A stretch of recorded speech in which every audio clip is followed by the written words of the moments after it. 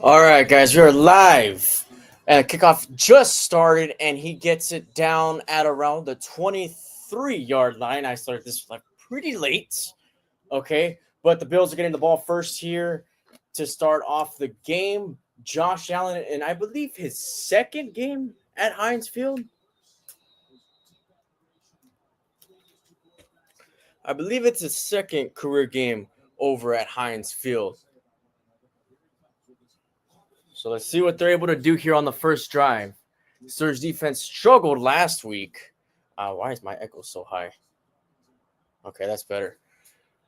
Cook in the backfield. They give it to James Cook, who has space right away on the outside. Gets an easy first down past the 40. Stiff arms Jalen Ramsey and runs out of bounds.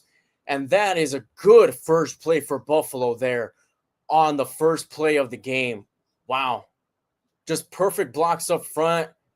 He was going to the inside at first, and then he makes a major cut to break to the outside, and the Steelers there was just nobody there on that side of the field. James Cook already over 1,000 yards here in this season. He's been tearing it up. They're in shotgun, screen pass, and he underthrows his receiver on that one. Let's get this all completely set in. Let's get this scoreboard on here.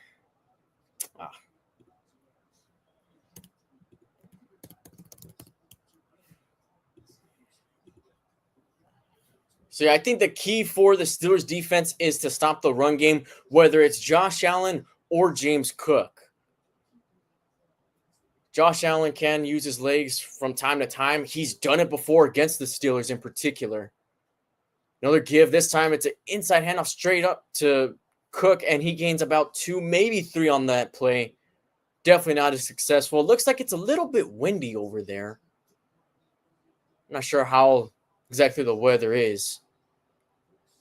But here we go. We got game of the week with the first place Pittsburgh Steelers after the Thanksgiving game between the Ravens and the Bengals. Steelers are now officially in first place, back in first place.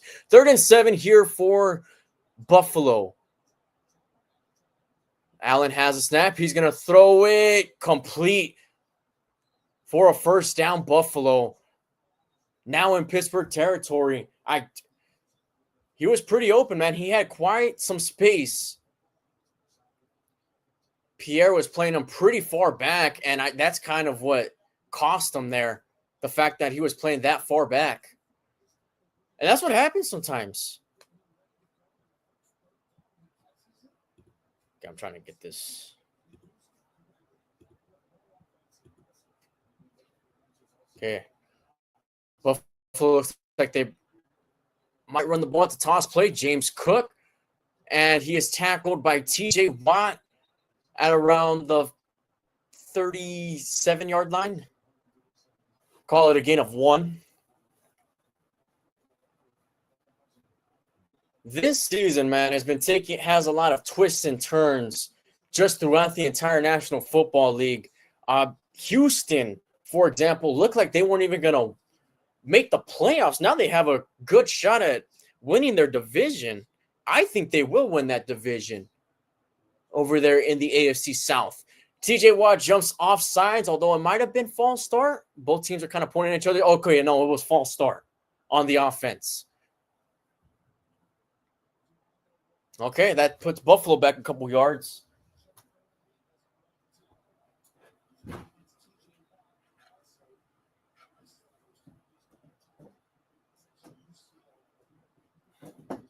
It's going to bring 2nd and 14. Okay, for some reason, it's just hard to get my cord right now. 2nd and 14 for Buffalo. At the 47. 4-man rush. He's going to dunk it out to Cook. And he is tackled by Patrick Queen. Gain of about 4. It's going to bring up 3rd and 10 for Buffalo here, in which a drive that was looking very good. And that false start. But hey, still 3rd and 10. Steelers defense for some reason struggles to hold opposing offenses on third down. It's the Steelers' kryptonite for one reason or another. Steelers show 4. Allen looks like he changed something up at the line. They bring 5. Allen gets it out. Intercepted. Intercepted by Eccles. And looks like they ruled him down, although he's continuing to run and gallop into the end zone. But he was down. Steelers get a turnover. That's what the Steelers... Yes, that's how you need to start off the game, man. Yep, that's an interception. It does not hit the ground. Let's see. Doesn't have control, but it never hits the ground. He got control once he hit the ground.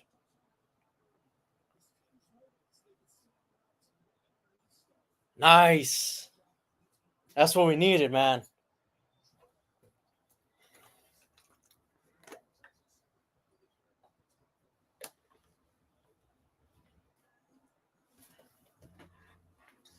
Against a Buffalo team like this, starting off strong is essential, man. I know maybe Buffalo hasn't been as good as they were the past couple seasons as far as the regular season.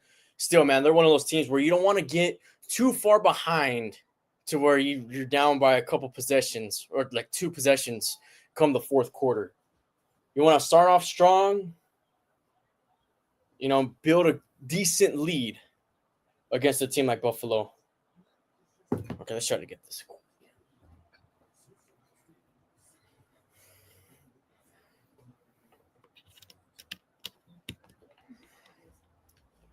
But it's crazy, man. A couple players on the Steelers defense, some of these corners have really stepped up.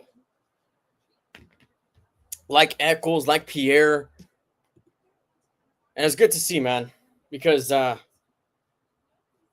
Steelers corners were kind of struggling before then.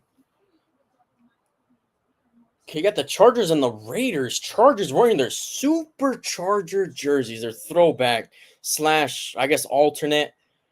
Those are one of the best jerseys and uniforms in the NFL. Those all navies for the Chargers. It looks like there's a decent crowd there.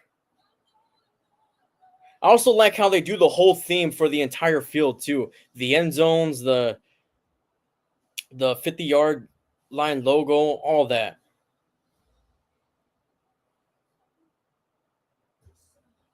Okay, then you got Minnesota against Seattle. Okay.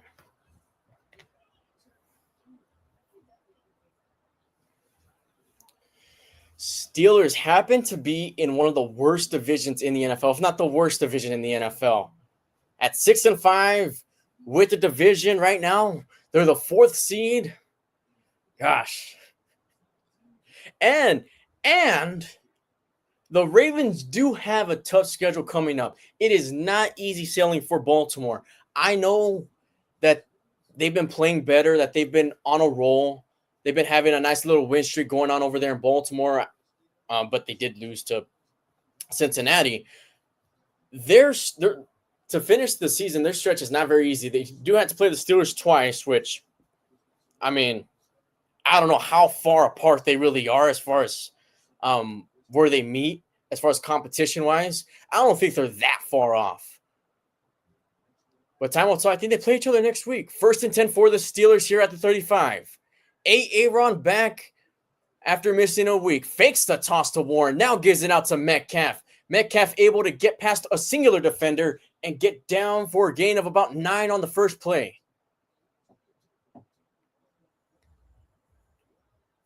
And it's been a while since DK has had himself a breakout game as far as being a Steeler. The last game I remember him just going off was against the Vikings. That was already a while ago. 2nd and 2 for the Steelers. Smith in motion. He goes to the right side. Jaylen Warren behind Aaron Rodgers here.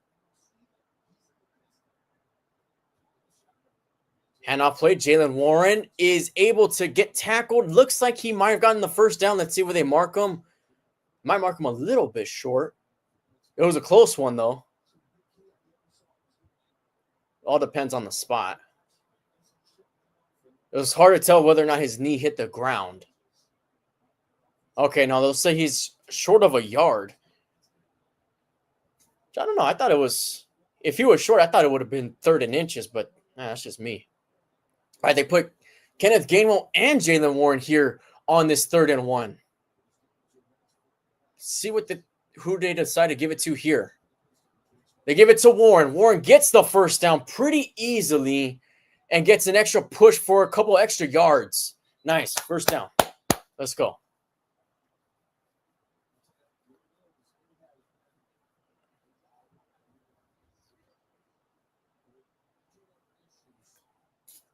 Wow, Buffalo has 10 turnovers in the last 4 games? That stretch is crazy. So the first 3 games, they had none. Then 3 games after that, they had 6. Then went another 2 games without 0, or with 0. And then the last 4 games with 2. Toss play. Jalen Warren is tackled yards behind the line of scrimmage. Nobody fooled there on the Buffalo defensive side. They were just completely prepared for that. And it didn't help that it was a little bit of a delay toss. It's more of a flip. I think Smith missed his block or something. Something definitely happened there. 2nd and 12 after that. I thought he lost maybe a little bit more. Rodgers looking. Screen pass to Jalen Warren. Tried to break a tackle, but he's tackled at around...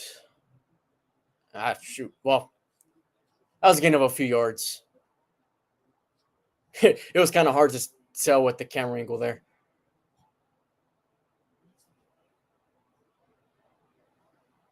Well, at the very least, he tried to look through his progressions. There wasn't really anything open downfield. Smith did get open, but that was already when he was looking towards Warren's way for a check down. Rodgers throws, it seems like, or the Steelers seem like they throw a lot of check downs. Play clock running down. I guess they get off right in time. Rodgers looks. He's going to throw down the sideline, incomplete. Looking for Calvin Austin. He's wanting a flag. No flag is thrown, and that's a stop for Buffalo. And that, man, you can't be doing that against Buffalo, man. You got to be able to capitalize on those turnovers. I understand that it was still on Buffalo's side. I mean, he never turned around. The corner never turned around. So I guess there is a little bit of an argument there. I'm not sure how much contact there was, though. Waitman with the punt. This one's like a skyrocket punt. And it's going to be fair catched and caught at around the 17, 18-yard line of Pittsburgh. Damn.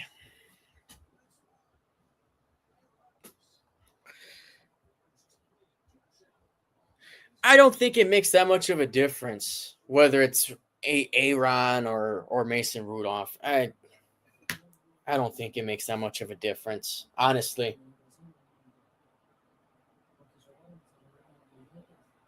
I mean, both tend to throw a lot of screen passes and stuff. So again, it doesn't really make that much of a difference to me.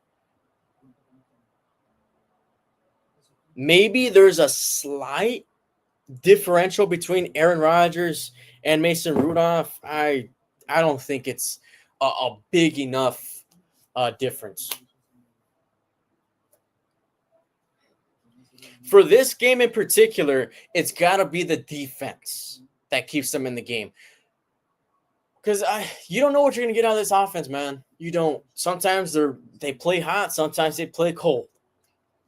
The past few weeks, as far as Aaron Rodgers being the quarterback, they've been playing cold.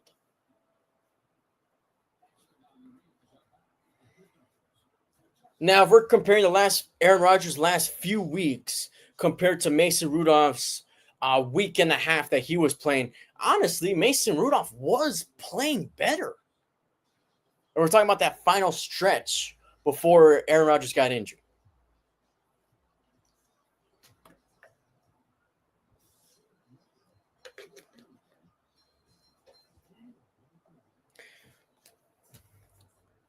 But I understand you want to have the veteran go in there, somebody who's been there plenty of times. Not to say that not to say that Mason Rudolph isn't a veteran, but Aaron Rodgers does have the most experience out of the rest of the quarterback room.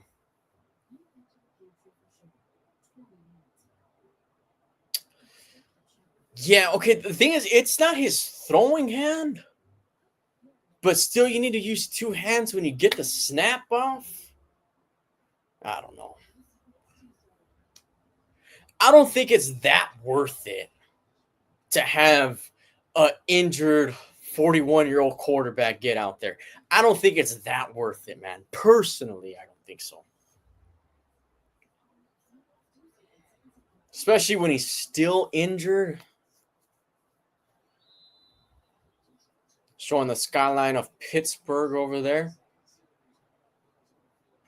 Josh Allen and the Bills on their second drive of this game, 7:31 left in the first quarter. It's a give to Cook, and he still pushing up, down for a gain of 9. James Cook fighting for some extra yards there. That was a good run. And yeah, they're showing how Josh Allen does kind of struggle turning over the ball here and there. I mean, I still think he's, if we're talking the past couple of years, I think he's the best quarterback. If we're talking the past couple of years, I know accolades, he's not there. That's Patrick Mahomes, obviously. Give it to Cook once again, and he gets the first down, still pushing forward, by the way. And he's finally brought down. With forward progress, he's probably going to be down at around the 31.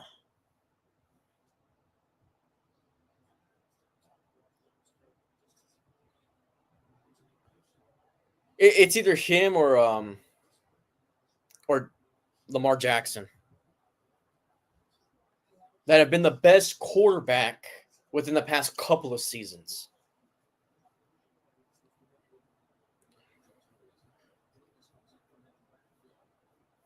All right, they switch Cook out. Another run play. Oh, straight up the middle. Misses a tackle. Another good first down run for Buffalo. That was Davis on that run. Wow. Buffalo straight up just running the ball, and it's worked almost every time. Ramsey struggled making a tackle. I think technically he did make that tackle, but he was able to get more yards after that. Davis once again, more blocks up front, and another first down for Buffalo, man. All runs on this play, and all the runs have been to perfection for Buffalo.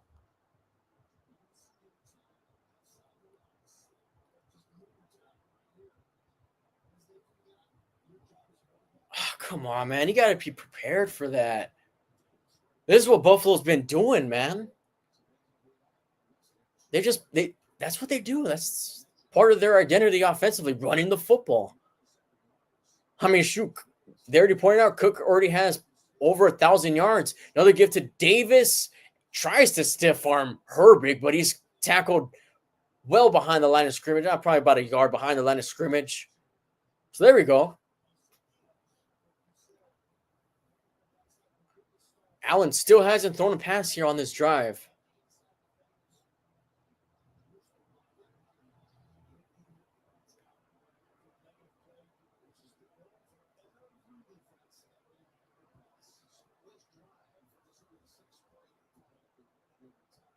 Okay, Buffalo's driving the ball once again. Looks like an offensive lineman jumped. That's going to be false start. That's their second false start of the game, too. Okay. It's like deja vu of the first drive. Now all we need is Josh Allen to throw another interception.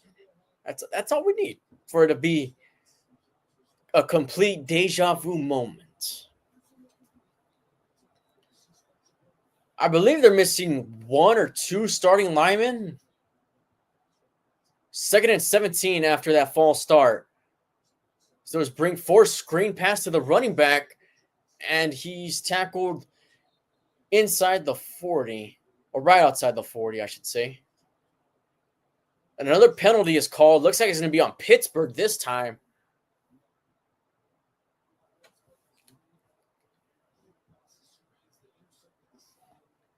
Let's see. They're talking it over.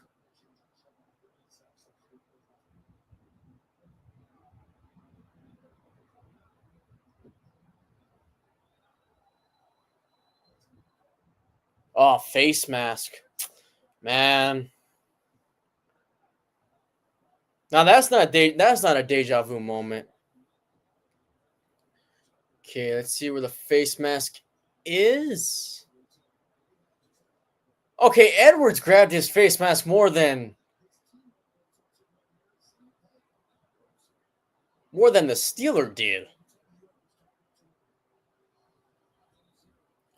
I'm not sure he completely grabbed his face mask, but oh well. Still third down, 3rd and 10 after the face mask call. His own guy literally grabbed his face mask. If anything. Let's see. Steelers might bring blitz here. They're showing blitz. Crowd getting into it a little bit. And in motion, they do bring some pressure. Pressure's coming. Allen has to scramble, and he throws it incomplete, short of his man. And that's a stop for the Steelers. Oh, they picked up the flag. Okay. That makes more sense.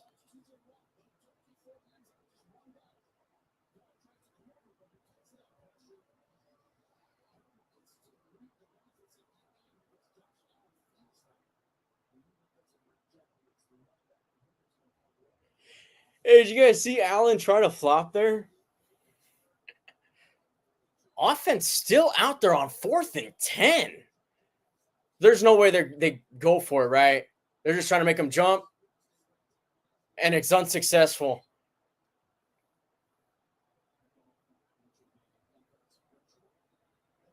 I don't hate what Buffalo was trying to do.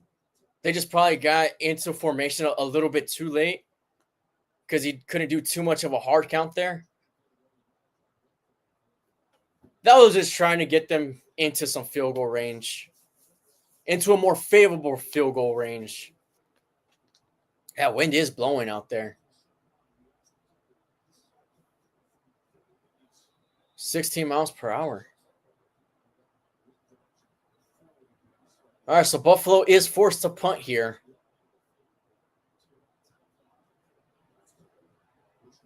Let's see where it goes. And it rolls into the end zone. All right.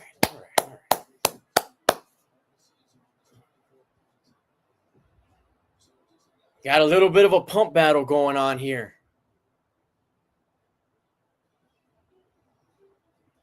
All right, with 3:19 left in the first quarter, nobody scored yet.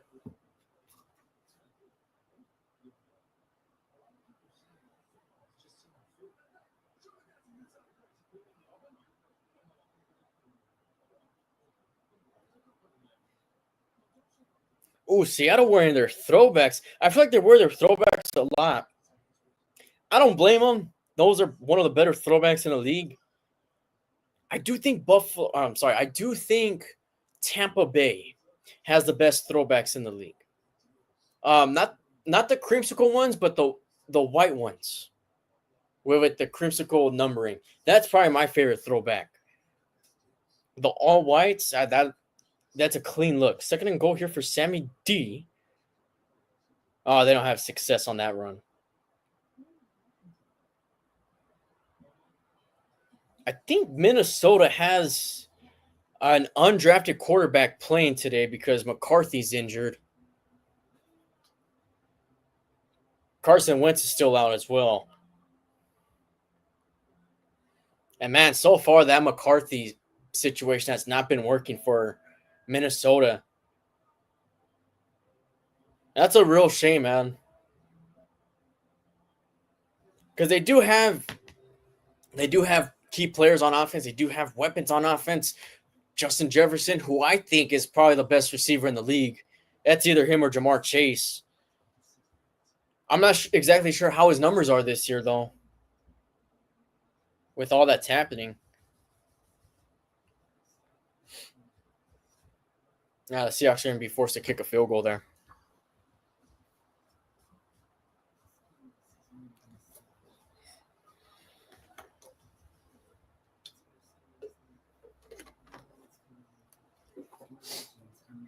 Yeah, Minnesota was doing good with Sam Darnold. Not necessarily great. You know, the way the season ended was probably why I think they decided to go to McCarthy instead, because they didn't like the way the season ended, which is understandable. And you drafted McCarthy in the first round. You're not going to not use your first round pick.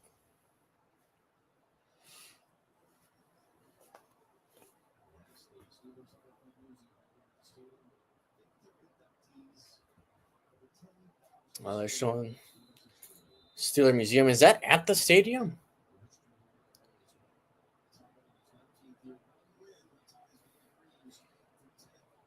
All right. Steelers on their second drive. I do see some red and blue in those stands. So Bills Mafia is there at Heinz Field. That's for sure.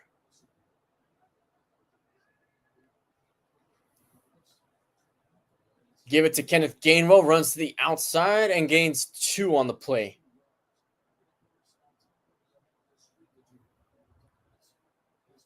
I like the combination between Gainwell and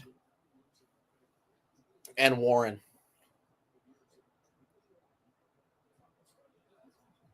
They're pouring out the most consecutive seasons without a losing record. Steelers have tied that. And they're technically on pace to break that, although, I mean, that's kind of an overrated stat there. 2nd and 8, Gainwell in motion. They give it out to Warren. It's down at around the 25. That's right. When they keep using that stat for Tomlin, I'm gonna be honest with you. I'm tired of hearing that stat.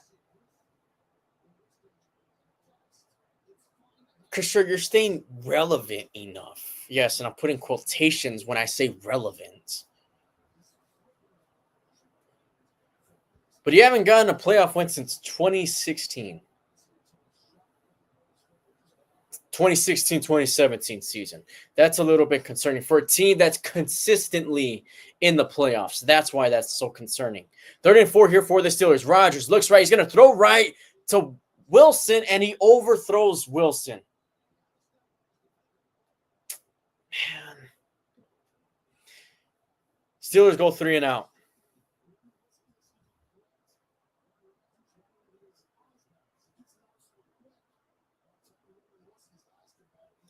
That's probably the title shot we should be gunning for.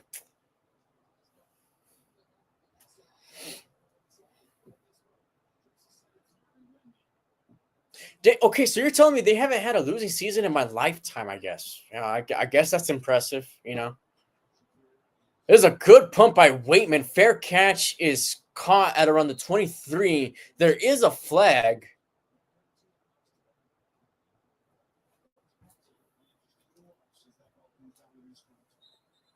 Let's see what the flag's on.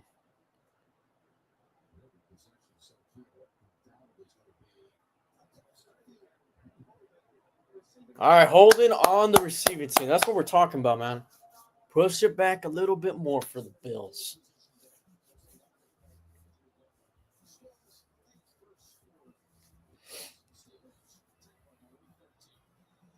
Okay.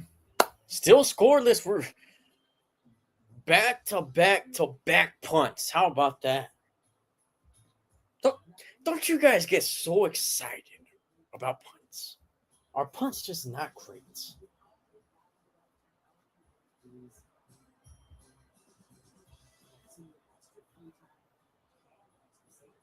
Okay, let's see what we got for the rest of these afternoon slate of games.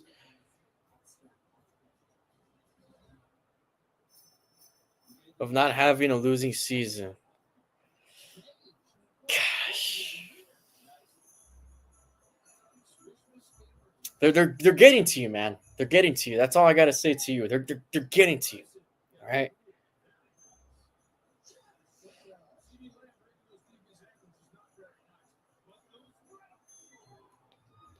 They're going to hang a banner of that saying, "Hey, we haven't had a losing season in 22 years when they get it.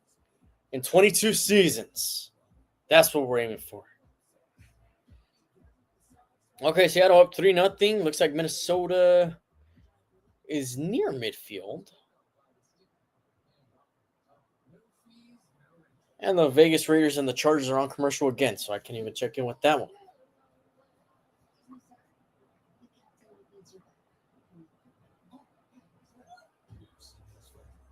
Okay, Chargers up 7-0 at the end of the first quarter.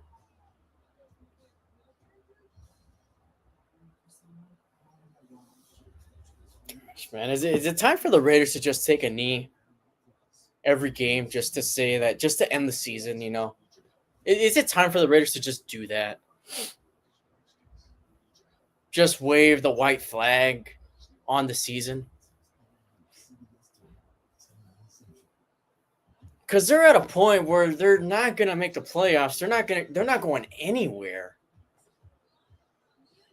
And it's going to hurt you to win a game now more than it's going to help you, because you're definitely not winning your division, the Raiders I'm talking about.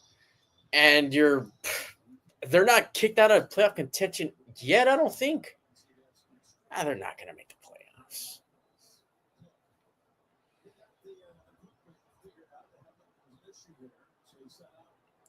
All right, Buffalo brings in 2 running backs here for this play. Allen pump fakes. He's going to throw it to Cook. Cook looks for some extra yards. Gets a few, though. Nothing too crazy there. And still no score. Deadlocked at 0. Minute 30.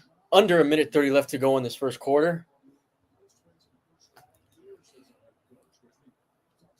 And it's been a long time since the Steelers have scored more than 7 points. I forgot the exact stat, but they haven't scored more than 7 points in our first quarter in at least a year and a half, at least. And it looks like it's going to stand here once again today. Toss play to Cook. He's down right at around the 18. So they're finally able to stop him for a short gain.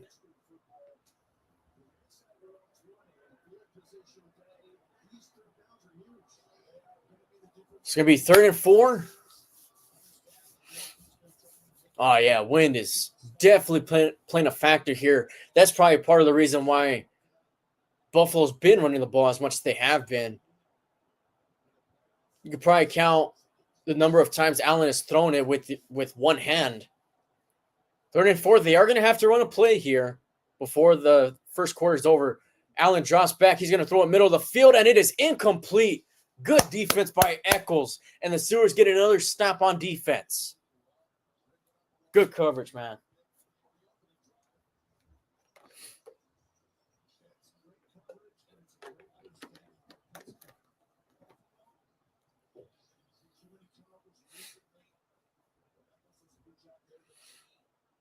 It is a little bit of what would make it a little bit better is if there's a little bit of snow coming down. That's what would make it a little bit better. If it was just a little bit of snow, not a lot, just a little bit. All right, the punt goes to the right side of the field. Austin has to chase after it. He catches it, and he just gets a decent return there. Gets past the 40. It's going to be good field position for Pittsburgh. Austin really had to go on a mission there to get that punt. It must have taken a crazy turn when it was in the air. That's the only way I see Austin having to run that much for it. Way to keep 2 hands on the ball, too. That looked like it was tough to do.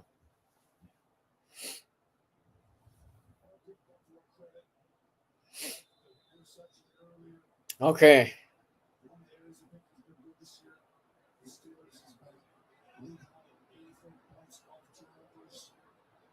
Steelers with an interesting formation here on first down. Play action. Rodgers pump fakes. Throws it just to the ground, incomplete, with 1 second left in this first quarter.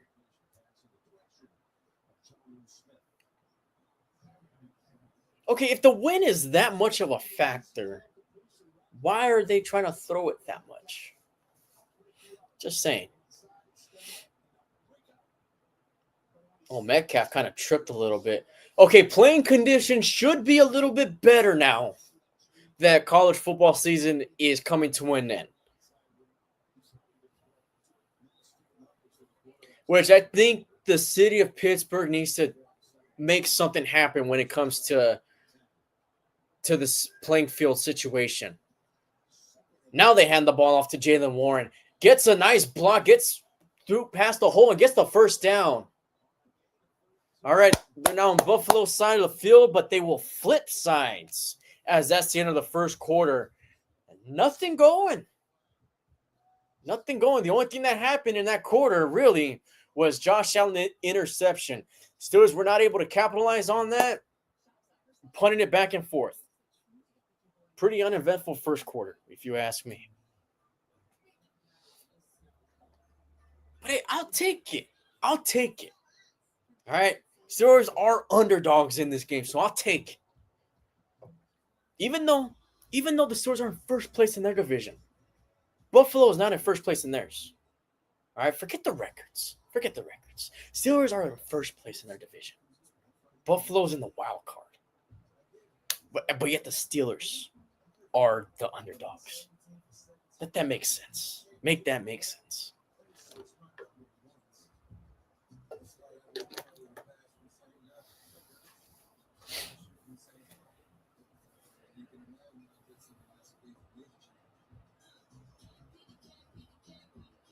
Okay, see, I'm not too sure about now, but Cleveland did have a shot to win a division. I don't know about now after losing to San Francisco and the Niners. With this time of the year, 125 is my favorite start time. This time of the year. From November to December, my favorite time slot is 125. Even over prime time for some reason. I can't tell you exactly why. I just like it more. And we don't get it that often as far as the Steelers, because they typically play at 10 o'clock. So I like it.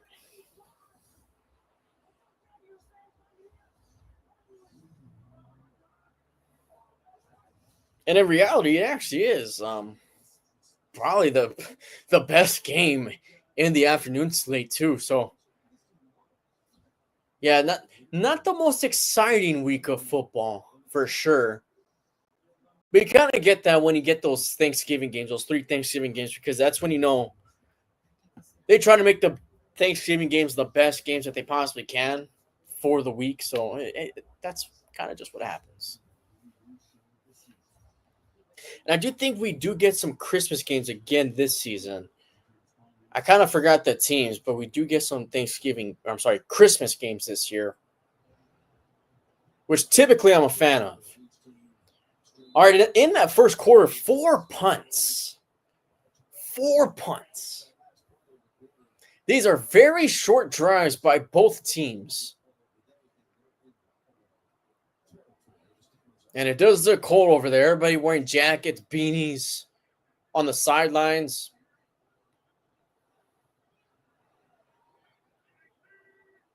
Rodgers in shotgun, drops back, throws it incomplete. He was looking for DK Metcalf there. Coverage was good, though.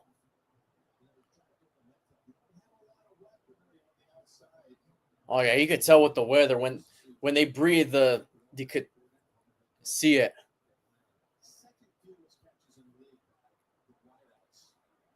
Man, oh.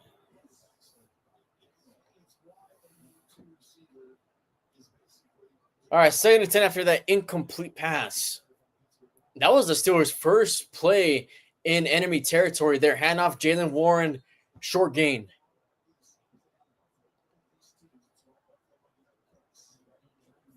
So Buffalo has had a little bit more success, which isn't saying that much. Yeah, man, Bills Mafia's there. They are.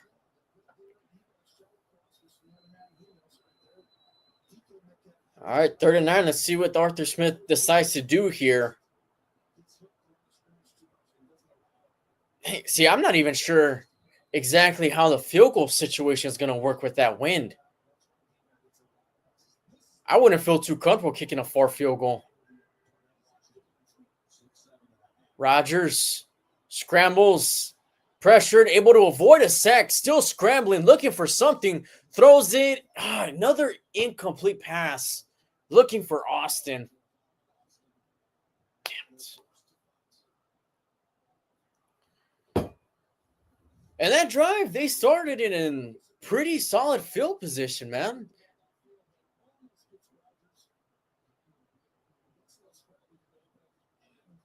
There was a piece of paper floating around the field. I'm not sure what kind of paper that was.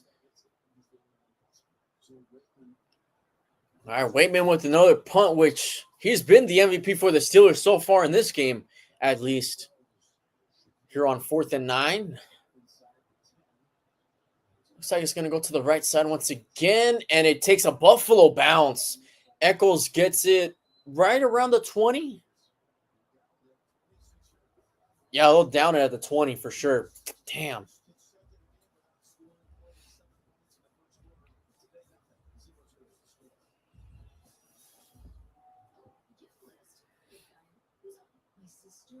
Well, not a lot of action.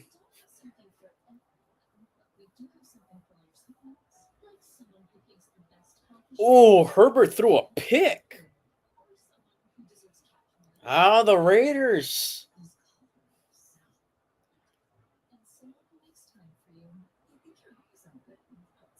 Oh, it was a pick in the end zone too, Herbert threw. The Raiders are going out. Or not going out without a fight.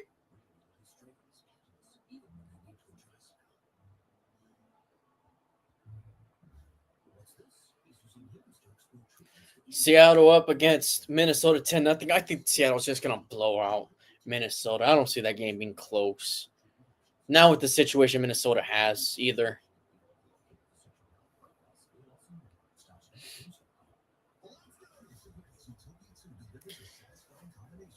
Yeah, it wasn't the best punt.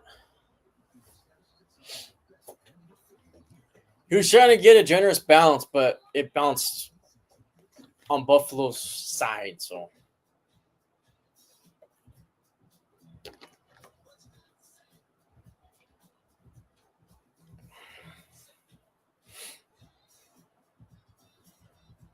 I don't know. Do points come at a premium here? With that win, it might be tough to be kicking field goals. Even for Boswell. It might be a little bit tough.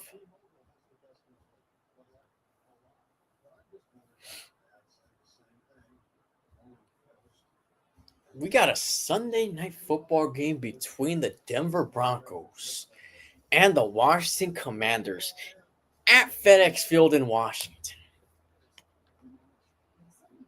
They did not decide to flex that game out either. They just said, you know what? This is what we're going with. Whether you hate it or love it, whether you like it or don't like it, this is what we want you to watch prime time. The Broncos and the Commanders.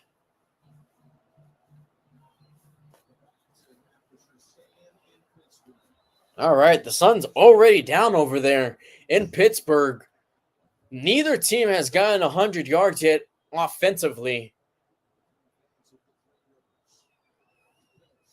They give it to Cook in shotgun. Another short gain. Buffalo running the ball a lot here. Although the Steelers defense has been able to catch on to it, so that's good. Because at first, there were a lot of holes. Cook was kind of running it all over the Steelers defense there for a second. I'm not saying that can't happen again. But the defense has been able to stop Buffalo last couple of drives.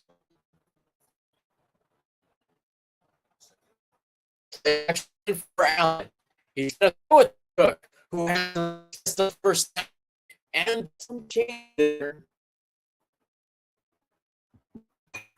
All right, great. Kidding me?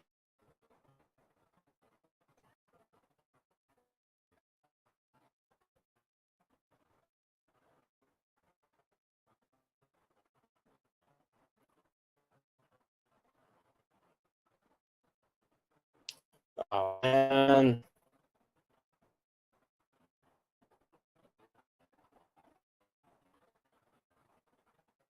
I think we're having some sort of technical difficulty here.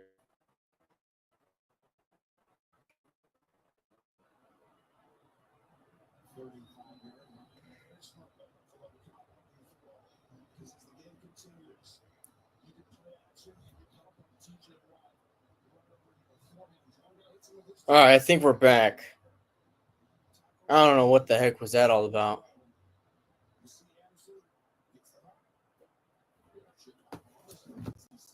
Well, hopefully the quality isn't too bad. I don't know what's up with the Wi-Fi today.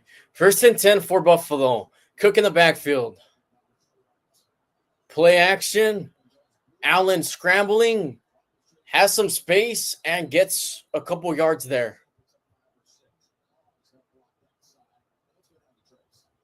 That's another thing you got to focus on too. Josh Allen's legs.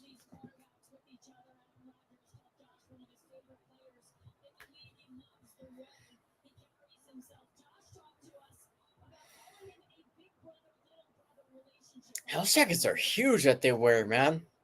On the sidelines. All right, 2nd and 3 for Buffalo after the Josh Allen run. Another run play. James Cook gets about half the yards they needed for a 1st down. So it's going to be 3rd and short for Buffalo.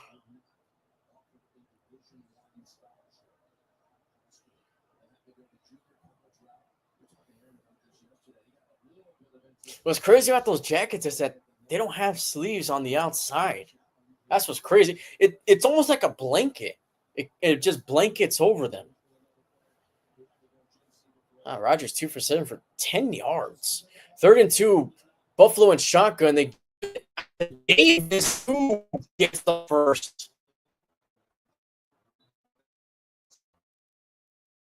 Close. Oh, come on.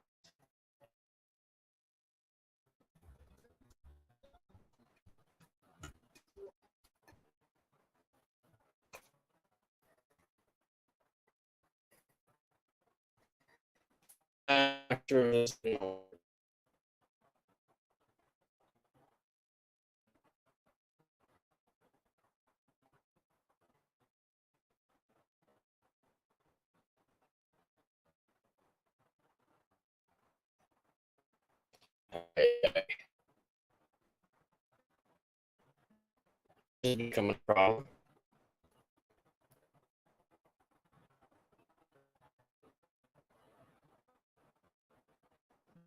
Okay, let's try to fix it up here. Why is it doing that?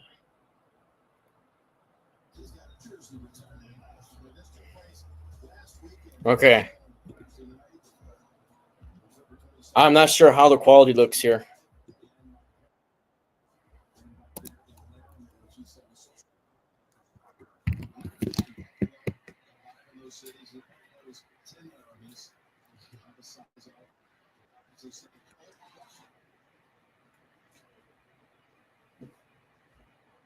Okay, so the Steelers were able to get a turnover off of a fumble. Rodgers fakes a handoff, has some time, has some pressure in front of him, and it is incomplete. Looking for Darnell Washington there. We're just gonna have to call the game off of the phone.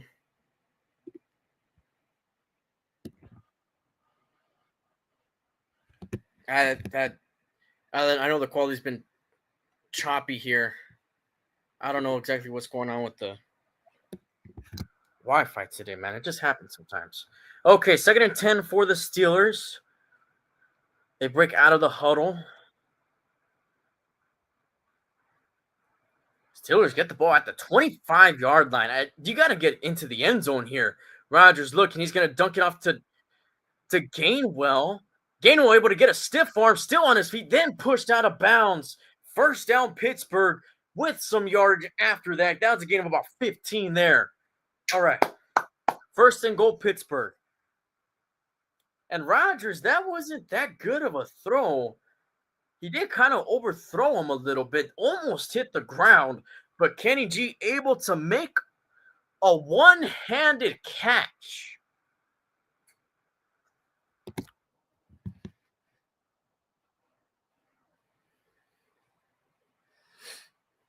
Okay, Steelers now inside the 10 here. First and goal.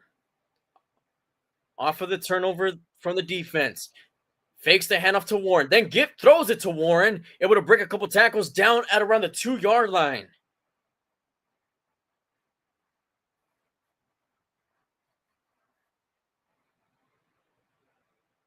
Yeah, this is just how we're gonna have to do the game today from the phone.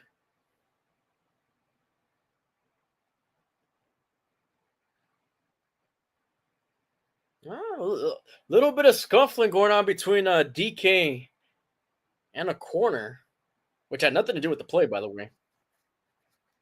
All right, second and goal from just inside the 2.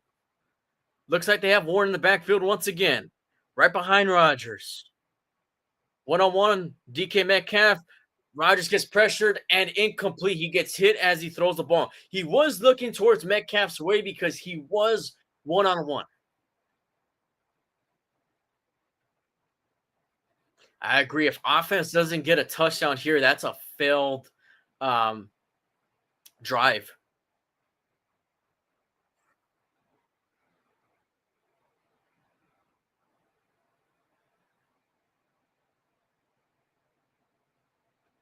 Okay, third and goal here. Steelers in shock. Handoff play. Warren gets into the end zone for a touchdown. Steelers get a lead. Let's go. Warren with an interesting celebration, to say the least. Steelers able to get some points off of the turnover this time around. The second time around. All right. Would I have gone for it on fourth down? It depends. If they were still at the 2, yes, probably. Flag is thrown. That might have been after the play. That had to be after the play. That was a late flag, late penalty. Sportsmanlike conduct on Metcalf. What did he do? Yeah, yes. Let's show the replay. I want to see the unsportsmanlike conduct here. Okay.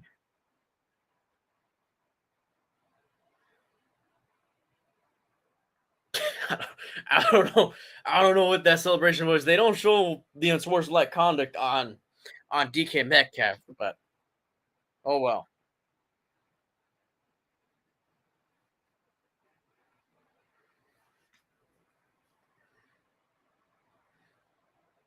Now it looks like they're talking it over with Buffalo's head coach just to see what's going on. If they want to add it for the extra point or the kickoff.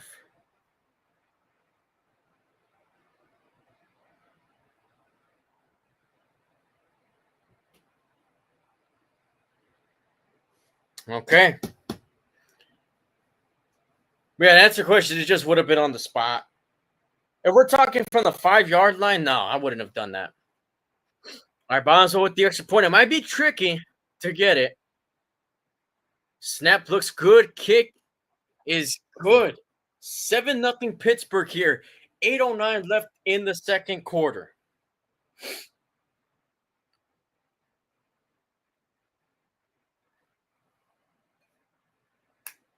Oh, that fumble, he just kind of lost it on his own a little bit. So he got like tripped up a little bit, and that trip kind of caused him to lose the ball. I wasn't even able to see the play because of the whole Wi-Fi situation, man.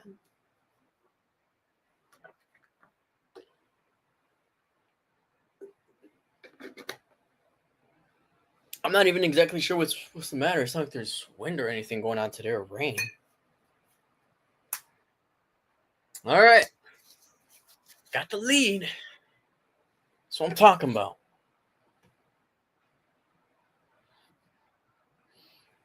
Defense so far has actually been playing really well. I'm impressed with what I've been seeing from the defense so far. But a team like Buffalo is going to make the adjustments, the proper adjustments. So the Steelers are definitely going to need to do the same because a few weeks ago, they played a team like the Packers. Things were going well in the first half. Then they decided not to make adjustments, and they wound up losing that game. So hopefully things are different.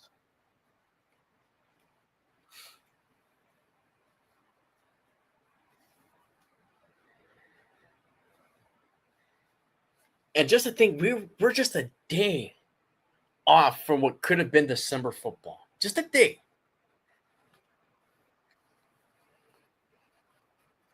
December football starts on a Monday. Ain't that something?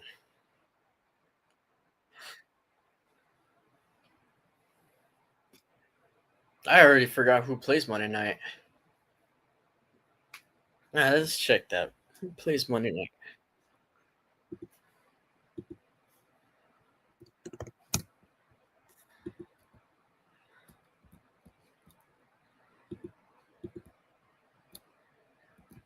Oh, the Giants and the Patriots. We're talking 2000s rivalry right there between the Giants and the Patriots. Giants don't have a good record at all. They give you a tough matchup every single time, though. It doesn't matter who they're playing. Sure, they're probably going to lose, but man, do they make it exciting.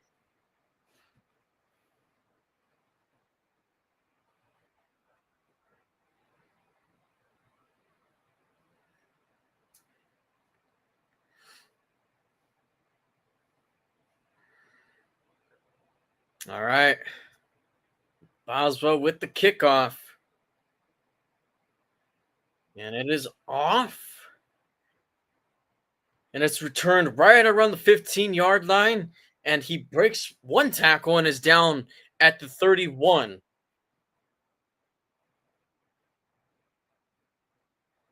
Still celebrating a little bit after that tackle. All right. All right. You know,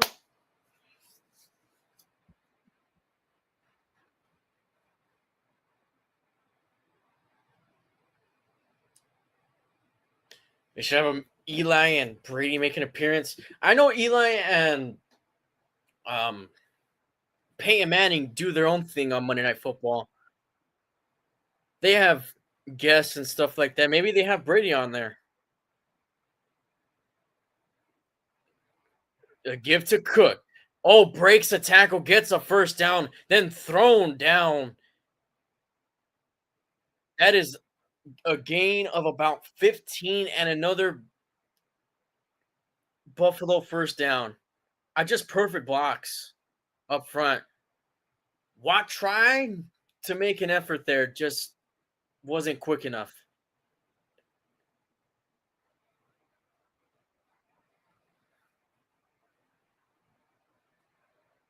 All right, Buffalo now at the 45.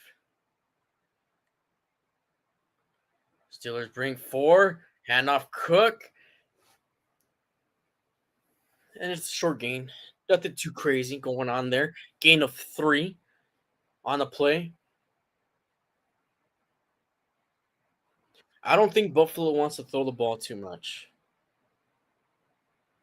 Now, Aaron Rodgers did overthrow Roman Wilson on a pass. I'm not going to completely blame that on Aaron Rodgers. I think that's more of a play calling situation, a bad play call under the conditions. 2nd and 7 for Buffalo. Allen looking to throw. Able to avoid a sack and gets tackled for a decent gain, but it's going to be short of the first down with a few yards to go. Patrick Queen was the one to get the tackle, and Duggar. Now he was able to avoid the sack from Highsmith. Oh, he took a little bit of a hit, man.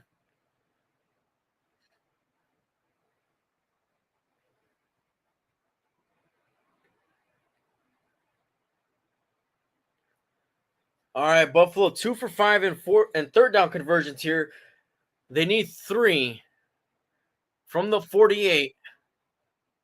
They're in shotgun. Fakes the handoff. Allen's going to take it himself, and he gets the first down.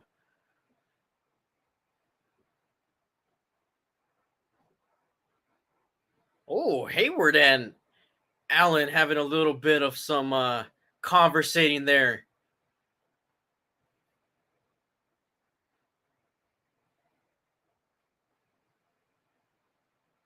Now Hayward pointing at Allen's way. I'm not exactly sure what happened there. Let's see. Okay. I guess Allen was kind of just looking towards Hayward's way. I'm not really that sure. Toss play to Cook to the left side. Nothing much there. Highsmith on the tackle. Call it a gain of 2. Okay, we're inside. We're inside of 5 minutes left in the second quarter, and Buffalo hasn't scored yet. It's like, who would have thought, man?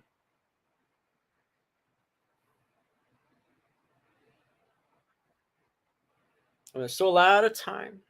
I'm not gonna get too carried away here. Second A for Buffalo. It's like a tight end in motion, receiver in motion. Fakes the end around. Now screen pass is tipped up in the air by Duggar and incomplete. All right.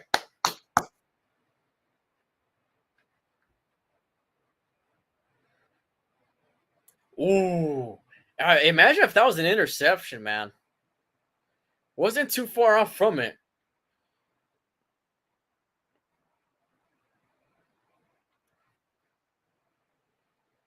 You know what? If he was playing for the interception, he probably would have gotten it. But since he was just trying to bat it down, that made the difference here. Third down here. 3rd and 8 to be exact for Buffalo. Allen drops back. Throw away. Complete. And oh, that's a close. That's close to the first down. That's definitely going to pin on the mark. Oh, they give him the first. Let's see on the replay. Yeah, that ball kind of crossed it.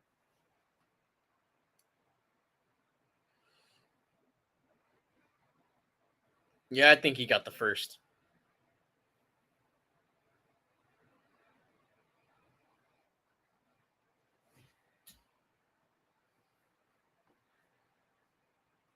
All right, first down now for the Bills. This is their best drive of the game by far. Another give.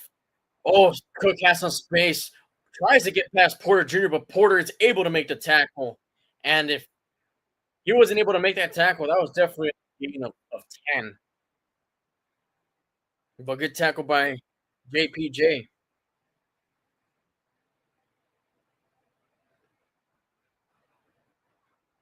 Oh, that might have been a house call if Porter doesn't make that tackle. There was nobody else inside of the field. 2nd and 3. They're gonna run the ball again. 14 rushes, 67 yards, and a fumble for James Cook here. Allen gets past Watt. Still tries to get past another defender. He does, and he slides. Oh, they hit him. They hit him. I think they're gonna call the flag, aren't they?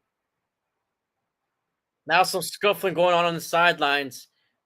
I don't think I see him. I don't think I saw him throw a flag.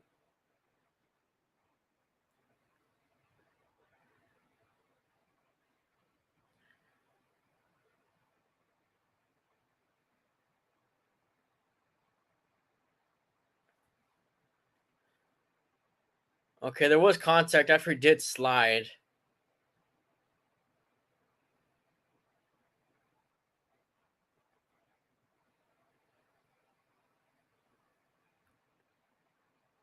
Hey, he was able to make a quick slide, man. That was fast.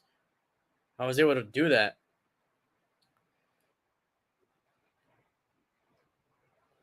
But they didn't throw the flag.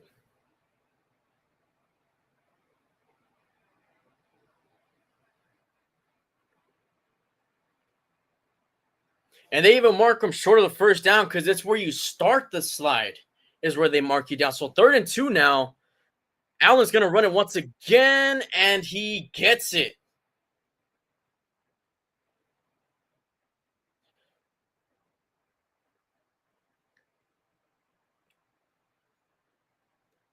Oh, now Patrick Queen's down.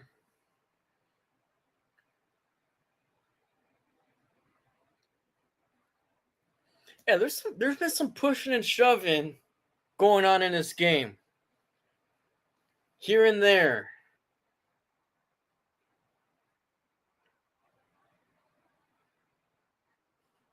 Nonetheless, Buffalo was able to get the first down there. I am a little bit surprised that they didn't call a personal foul there with the Josh Allen situation. All right, they go to commercial break after the injury. Let's try to get it back on the TV.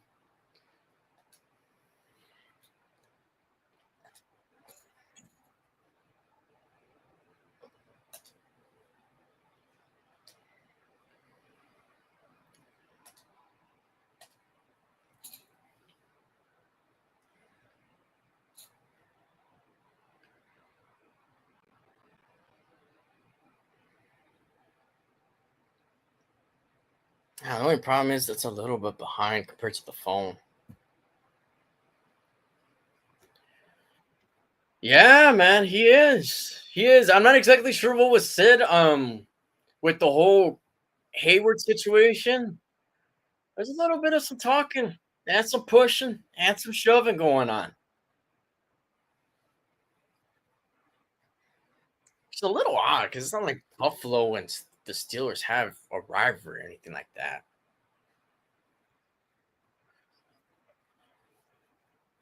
Not even really within the conference. I mean, they played each other 2 years ago in the wild card round. That's really about the only history they have as far as the playoffs are concerned, at least for recent memory that I could think of at the top of my head.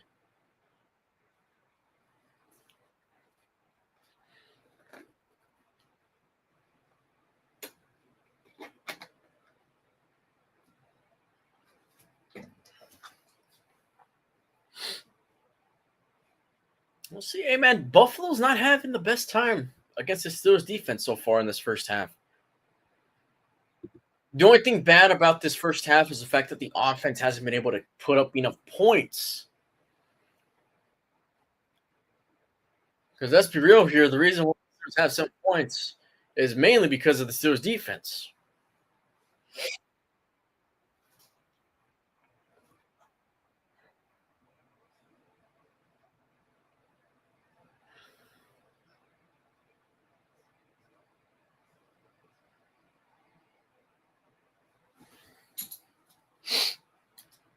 See, I'm gonna try to get it to where it's all caught up.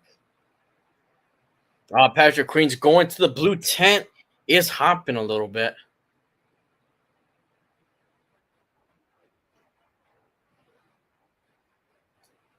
There we go. We got it. All right. Hopefully this works here now.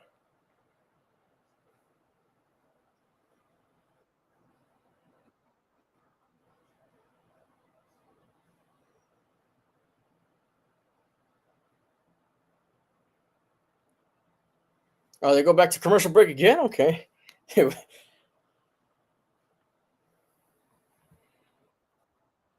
They literally just got back from commercial break just to get on another one. Interesting.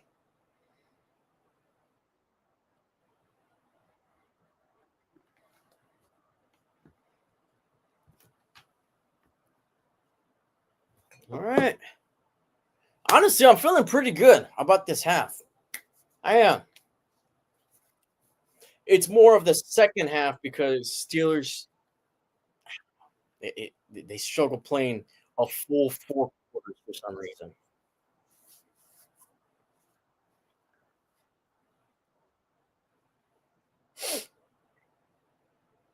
Detroit against Dallas, that's going to be a pretty good game. And I don't know how I feel about George Pickens just going off this season. I don't know how I feel about that.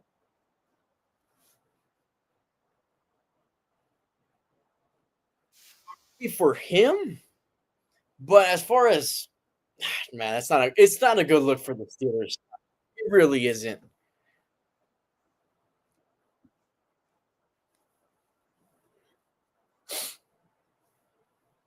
What makes it even worse on the Steelers side is that the whole receiver situation now, it's like same.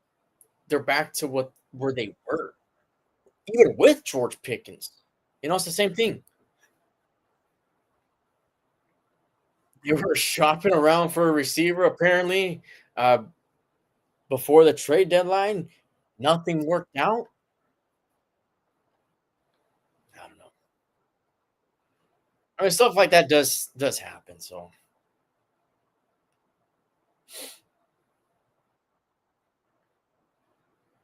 okay,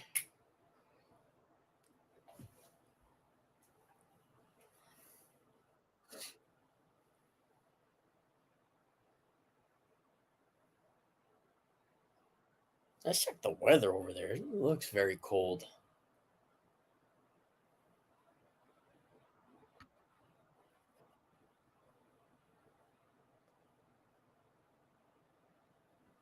Let's see. No.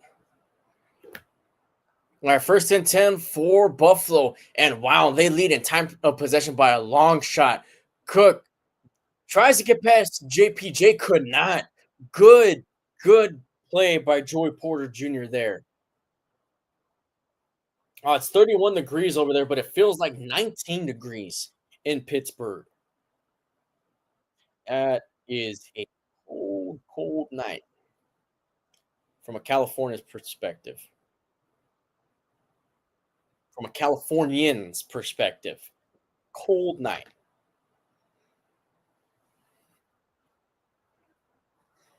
All right, Porter with a couple good tackles here. Time of possession is a concern. Okay, I say Buffalo gets three, so be it. Steelers do get the ball after halftime, but man, they need to have a good drive for their first drive after halftime, man. Because defense has been out there way too long here. All right, the Steelers were the ones to take a timeout there. Buffalo in the red zone, right at the 20, second and 5. They give it Cook, another outside run, and he gets the first down. Again, a little bit more push and shove, just a little bit.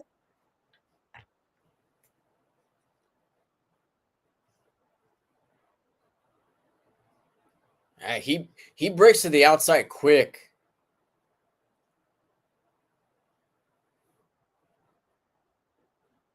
See Cook try to truck him.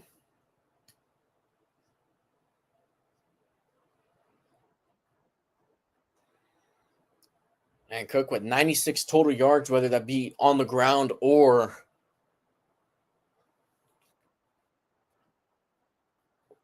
receiving. All right, they're reviewing the play.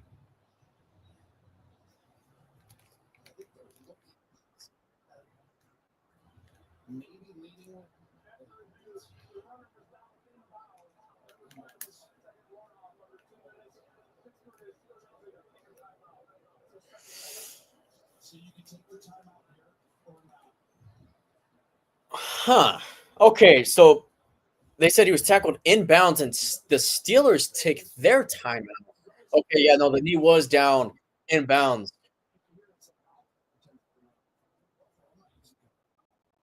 Okay, okay. So Buffalo hasn't used any of their timeouts. Steelers used two of them. A minute 46 left. So I mean, with Buffalo having all three of their timeouts in the situation that they are in, yeah, I can see why Buffalo wouldn't call a timeout there.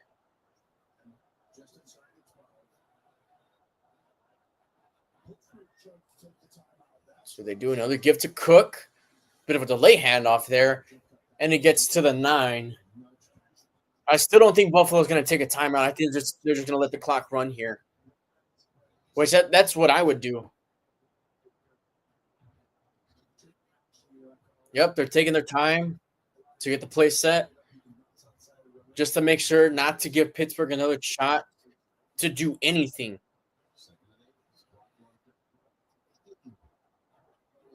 Because even though the Steelers offense hasn't really done anything, you still have the threat of Aaron Rodgers and potentially throwing a Hail Mary to end the half.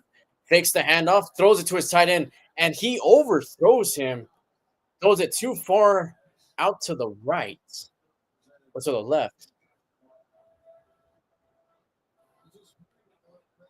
And I did underthrow it too.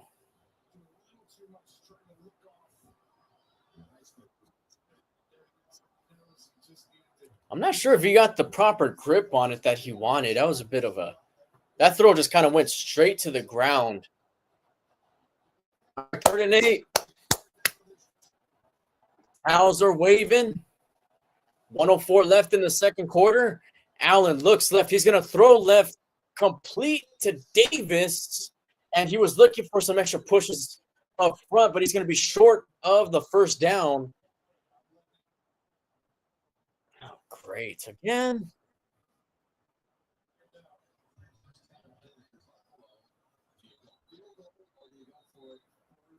Okay.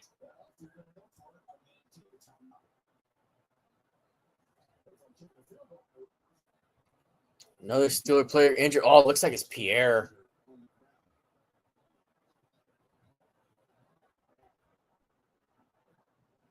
Damn it.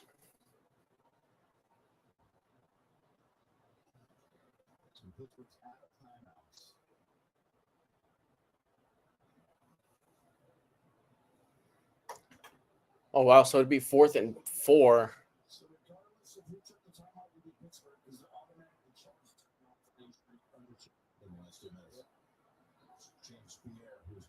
Damn, dude. And Pierre's been playing good, too.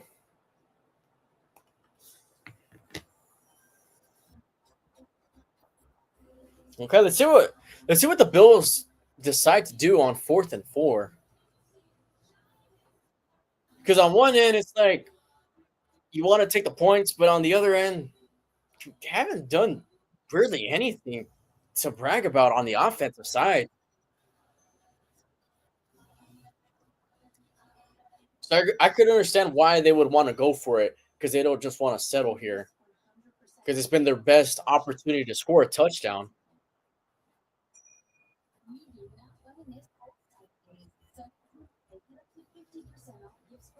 I think I'd take the points, though.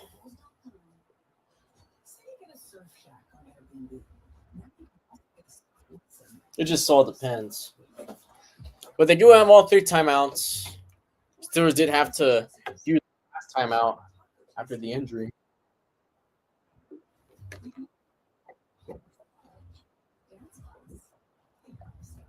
Let's see, man. Yeah, hopefully the situation with Pierre is not too serious.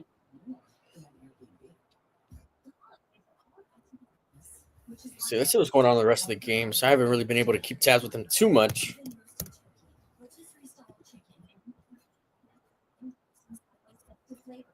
Seattle up 16-0. I guess the Vikings, that's not too much of a surprise. And the Raiders and the Chargers tied up 7. Were we too harsh on the Raiders? Were we?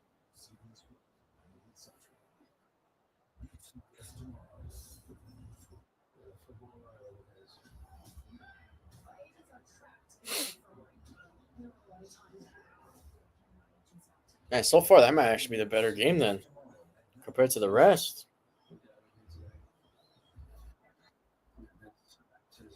Whoa. Bills Mafia breaking babies through tables? Putting their babies through tables. Okay, Bills Mafia, I see. Okay, Pierre is walking up and down the sideline. Looks like they are going to go for it here on 4th and 3. Receiver in motion. Allen looks like he's going to try a hard count. I don't think they're going to run it.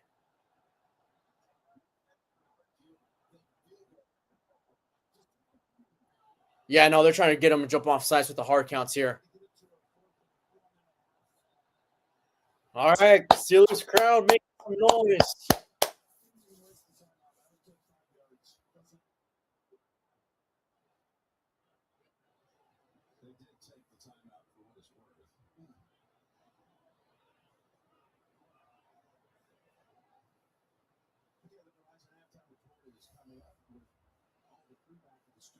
Okay.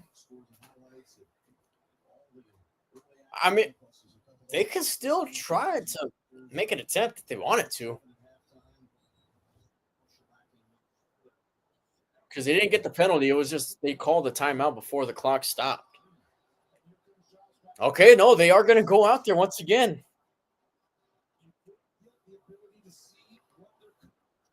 Dang. Come on, man. We need to stop. Come on.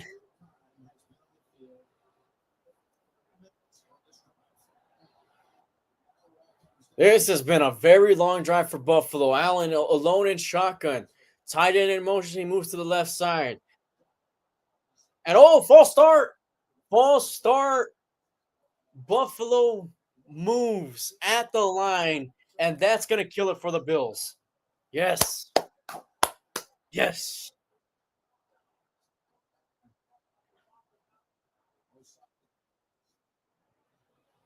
Now they're gonna be forced to kick the field goal. Two linemen moved there.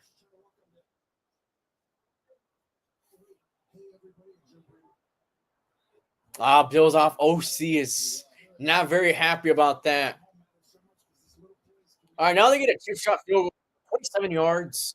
Matt Prater, 15 for 17, longest 52 of the season. He used to hold the record with 64 yards here. The kick is up, and that kick is good. So Buffalo finally able to get on the board here, 7-3. 51 seconds left in the second quarter. Steelers don't have any timeouts left. It all just probably depends on the field position that they get to determine whether or not they want to try to get into a field goal range or anything like that. So this kickoff does mean a lot. This holds some weight to it.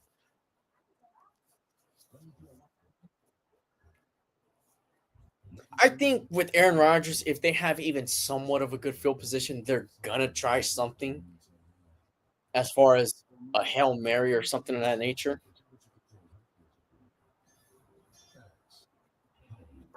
Let's see. They're talking it over on the sideline. Arthur Smith, Aaron Rodgers.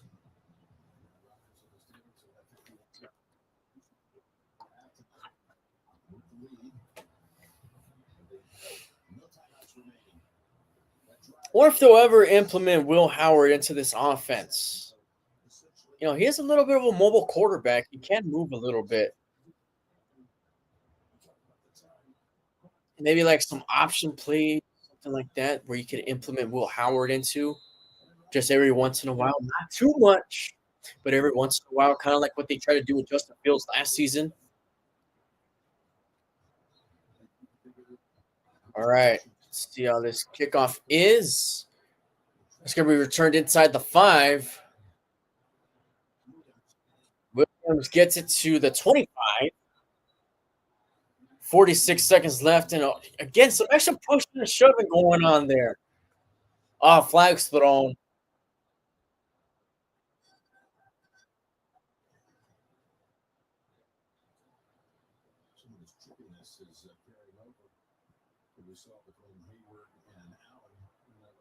Okay, that's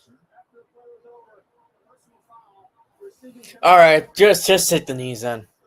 Just take the knees. I don't know what the heck is going on, man.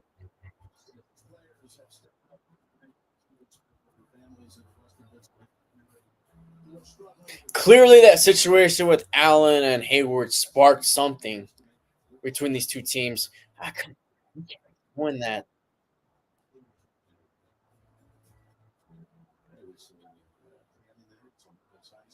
All right, so now they're at the 12. First place is wow. All right, they're going to give it to Smith on a screen pass. Tackled inbounds. Yeah, they're not going to try anything anymore.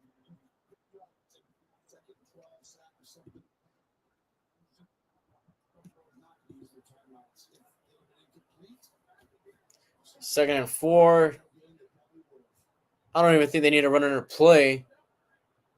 Looks like another piece of paper's flying down. Handoff play, Kenneth Gainwell. And that's going to do it for the first half. Actually, a pretty solid run. But okay, Steelers have the lead here at halftime. Both teams only able to muster up a singular drive where they scored. A lot of a lot of punts in that first drive. Steelers are able to get better of Buffalo there though for the first 30 minutes of the game. Buffalo didn't play a clean half, and that's what's hurting them right now. The fact that they couldn't play a clean 30 minutes. That's really it. Because the Steelers offense, they're not clicking at all. Time of possession, is or I'm sorry, Buffalo is has doubled Steelers on time of possession. That's not good. That's not good at all.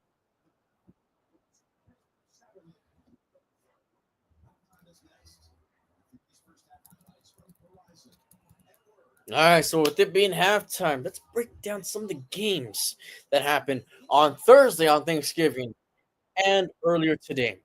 So the Packers were able to beat the Lions in Detroit by a score of 31-24. Packers look good offensively. I know I did say I didn't expect the Packers offense to put up that many points, to put up a lot of points, but they did against Detroit. 30 plus points, shoot. That's what they needed, man. Detroit, I'm not even too sure what happened to them. They're not playing as good as they were last season. Still playing good football. Don't get me wrong. Just not to the caliber that they were last year. And for Green Bay, that keeps them rolling. I think they're in second place. They're in second place in that division because Chicago's in first, right? Yeah, Chicago's in first place in that division with a 9-3 record. Okay, now something just happened here. Okay, let's try this again. All right, Chiefs Cowboys, which was the second game on Thanksgiving. The Cowboys upset the Chiefs 31-28. Cowboys offense is the best in the league. Okay, I can't even think of another offense that's better and has been doing better. The Cowboys offense is just consistent, man. Another 30 plus point game for Dallas. Their defense has actually looked a lot better the past couple of weeks. And if they could get stops defensively, they're going to be dangerous, man. But again, that is an if. And if they can be consistent on the defensive side, they're definitely consistent on the offensive side with George Pickens, with CeeDee Lamb, Dak Prescott actually playing pretty well down this stretch. It's just their defense. Okay. That's really about it. That's my only concern with the Dallas Cowboys. But it is a major concern. But hey, they're able to get another win. Playoff hopes are still alive for Dallas. Not so much for Kansas City anymore. Kansas City has a realistic shot of missing the postseason as a whole. They they made the Super. That's a team been in Super Bowls constantly, man. And that does take a lot out of a team to be in the Super Bowl, to be playing in big games year after year after year. At some point, it does take a toll. Maybe that's what we're seeing out of the Chiefs this year. The team is getting a little bit older. You know, players like Travis Kelsey, they were able to get a couple pieces, a couple younger pieces on offense as well. But the talent is starting to get a little bit older over there in Kansas City. That's one thing to point out as well. But that was a really good game too. I wasn't expecting that to be such a good game. One game that was surprisingly a blowout was the Bengals and the Ravens on the Thursday night football game on the Thanksgiving slate. Bengals just completely outplayed Baltimore. They didn't look that good offensively in the first half. They did pick it up in the second half offensively. Bengals defense looked great. We've been critiquing the Bengals defense for years since last season. They looked really good in this game against Baltimore, only allowing 14 points. Bengals offense they weren't necessarily clicking. Okay, I thought they probably could have even won by more if they would have capitalized on some of the situations that they had. I know there was instance where they got it from the 2 yard line, right?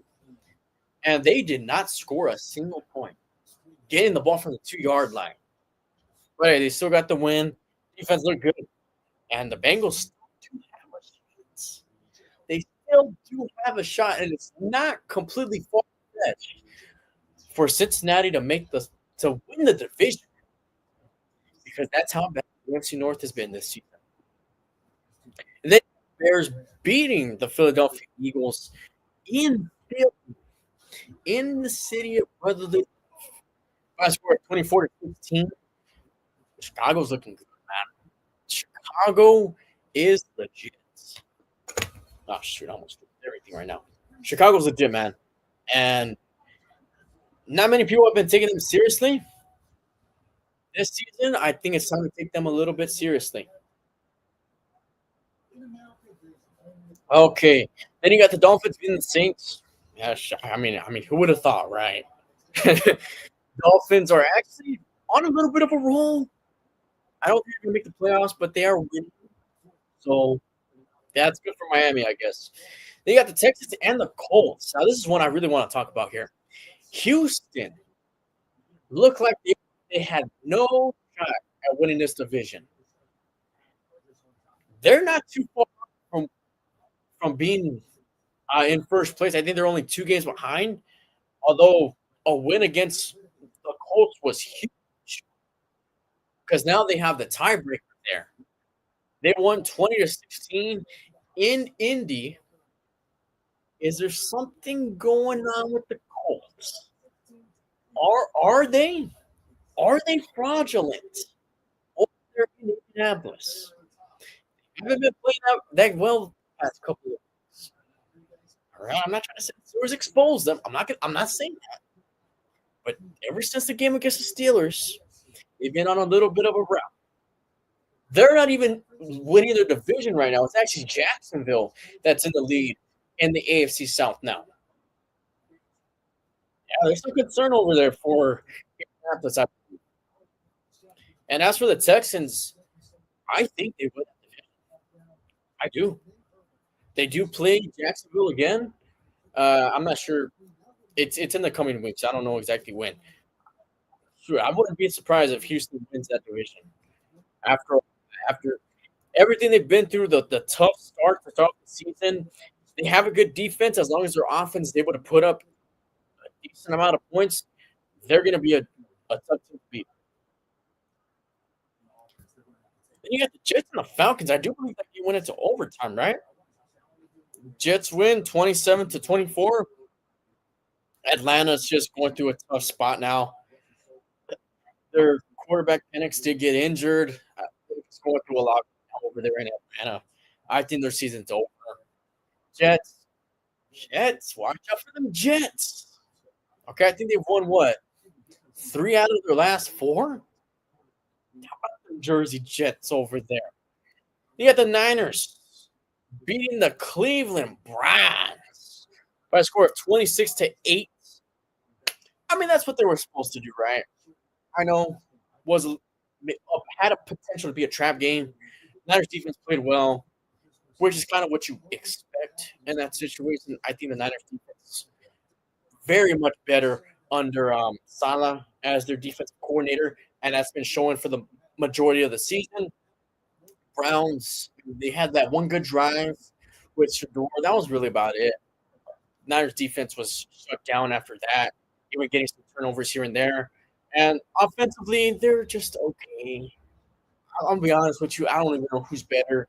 I don't know if it makes a difference between Brock Purdy and Mac Jones. There is room to have a conversation there. Who should start, Mac Jones or Brock Purdy? That should be a legitimate conversation. It's not going to be, though, for one reason and one reason only. That is because you're paying Purdy the money to be your franchise guy. You're not doing that for Mac Jones. That's the problem there. But you get the win. That's what they needed. That's keeping them in the playoff picture. So that's good for the Niners there.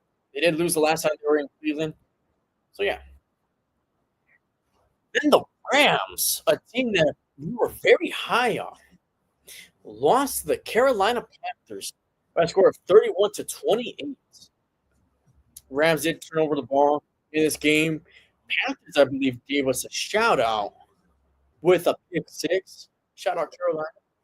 I'll see you guys with the win, keeping the Panthers playoff hopes alive. Yes, Carolina has a good chance of making the playoffs. And the Jaguars beating the Titans. I mean, everybody's going to beat the Titans these days. 25-3.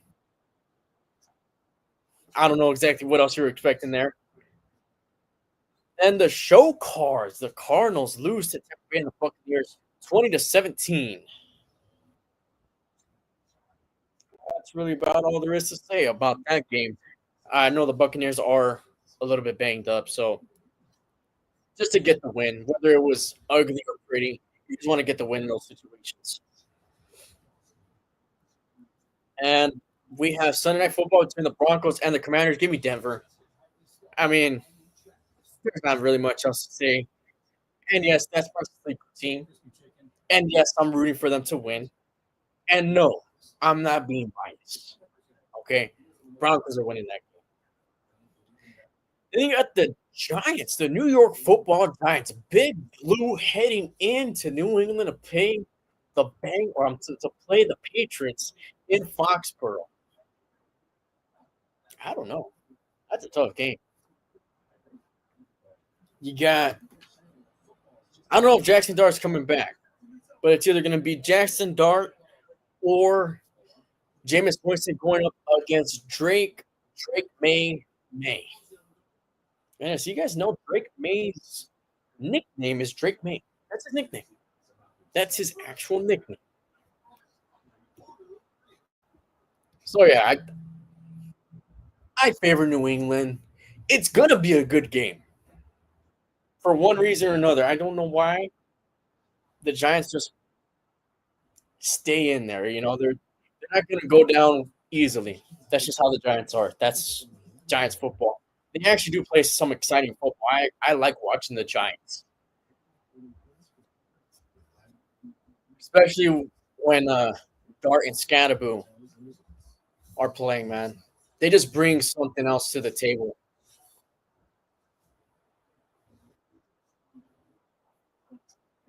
New York does have a bright future ahead of them.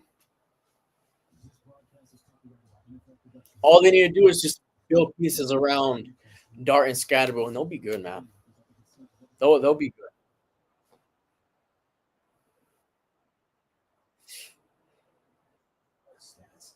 Which they haven't really been good the past couple of seasons. Really, since Eli has been the quarterback, they made the playoffs one time.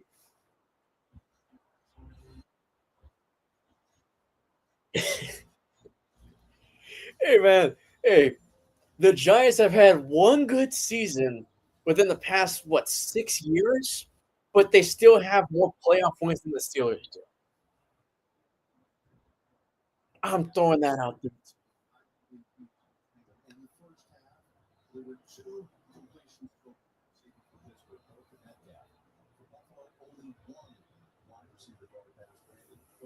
Wow. Yeah, this game's definitely a battle of the trenches, man.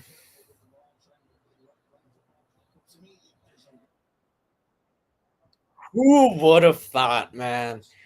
The Chargers and the Raiders going back and forth, man. It's like two heavyweights fighting each other.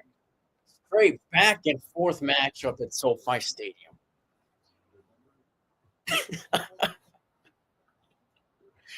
Hey, that's actually something. That's actually something.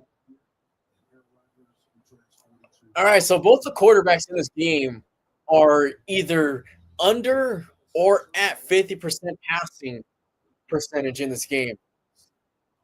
Both just barely over 50 yards passing.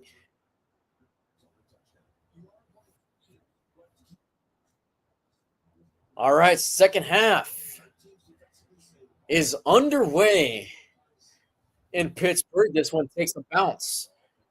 Johnson looking for some extra space, and he is tackled for progress at around the 26-yard line. Buffalo led time of possession by a mile in that first half. The Steelers are going to need a strong, good drive here to start the first half. Even if they don't get a touchdown, even if it's just 3 points, you got to get a good drive here. Good, long drive.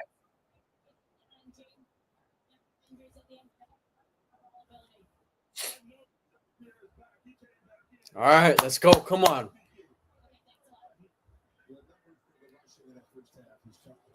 Handoff play Warren. Oh, fakes the handoff. Rogers scrambling. Pressure comes. He fumbles the ball. Strip sack. Picked up by Buffalo. And he's going to run it into the end zone for a touchdown. You got to be kidding me. You got to be kidding me. Rogers is down. Rogers is down and hurt on the ground. That was a big hit that he took. He does have that cast on his left hand. Solo trucker, you pointed it out. You pointed it out. Saying that it's going to be tough to protect the ball with his injured hand, and Nick and Bosa was able to strip him. And there was holding too on McCormick that wasn't called. And Rogers is bleeding too. Wow. Okay, that is not what I had planned. Extra point is up, and it is good. And before anybody could get back into their seats after getting their snack for the second half, the Bills are score a touchdown before anybody could even get seated.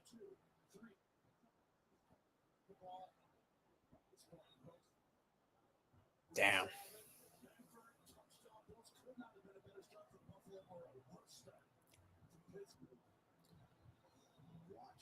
You know what? After that play, I'm not sure if I want Aaron Rodgers back out there. I am not sure I want Aaron Rodgers back out there. Oh, definitely not. Definitely not the way you want to start the second half. I'm saying this right now. I am not. I do not feel comfortable with Rodgers playing anymore because of the injury. He's bleeding. He's beat up, man. He is beat up. Come on. let's, let's a little bit here, Steelers. Come on.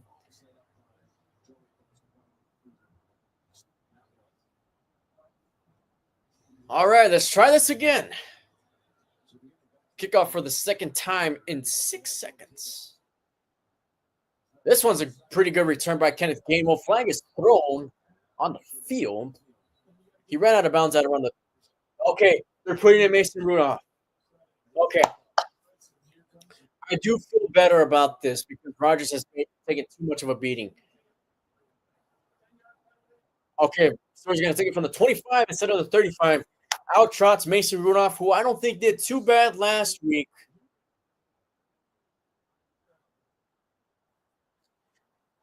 Yeah, man, it was a matter of time for that to happen. If he took a hit, that wasn't going to end well. Okay, see now it might be a bigger deal. That's the risk you take with starting Aaron Rodgers in this game. So I don't know, man. That might even be season ending. I'm not trying to wish them worse. I'm just saying. All right, Rudolph does a hard kick to start off. Warren standing behind Rudolph gives it out to Jalen Warren, and he's short of the line of scrimmage to gain of about a yard. Okay, Mason Rudolph, he does have some legs. He can go out and scramble. He does have a bit of an arm.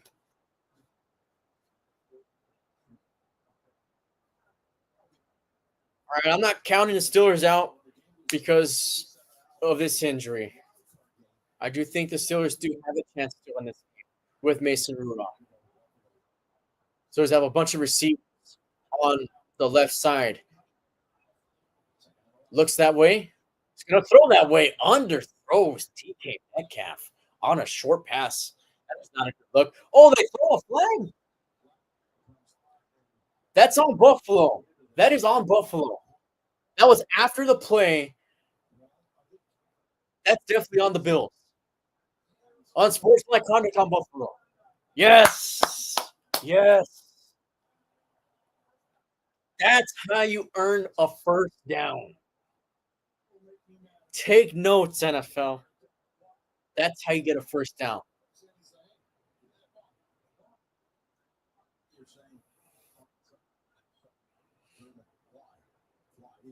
Yeah, that was just not that was not very smart by Buffalo. That was not a smart play from the Bills player. All right, get a first down. A very convincing first down, by the way. All right, Rudolph, got the jitters out, man. You got the arm warmed up now after that pass. Let's go. Let's go. First down for the Steelers. They gave it to Warren. Warren able to spin out of a tackle for a gain of maybe 3 or 4. Warren's hand warmer was pulled off from him. They did say a gain of 4. Damn, Buffalo, 125 rushing yards to Steelers 36. Although Buffalo makes the handoff, Rudolph going to look downfield, going to throw downfield, and it is. Is it intercepted? Intercepted. Intercepted. And 2 turnovers from this Steelers offense in 2 drives.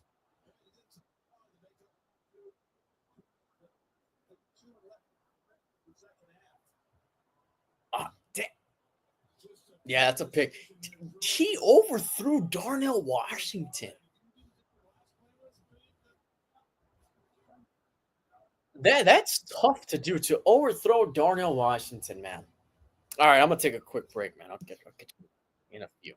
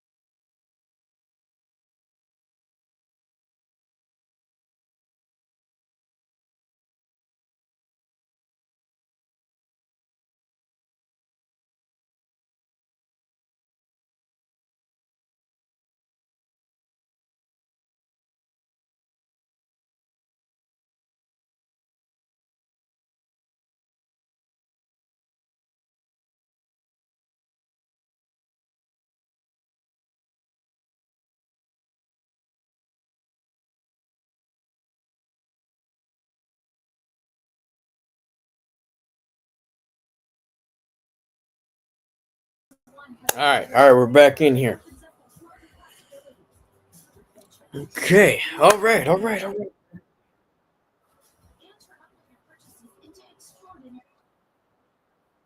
What are we thinking? How are we feeling?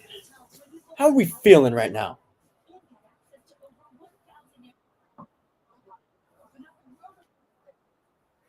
Wow, 2 turnovers to start off the second half.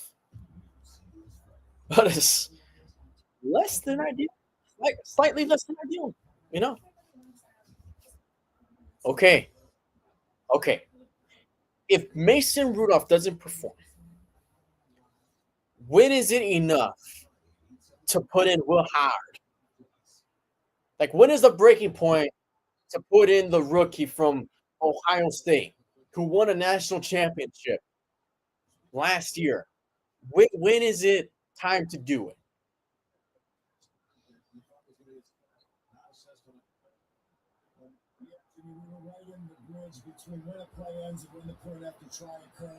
Hey, handoff play to Cook on the first play. Gains about 2. Yeah, Steelers defense is definitely going to need the Steelers in this game. That is their hope.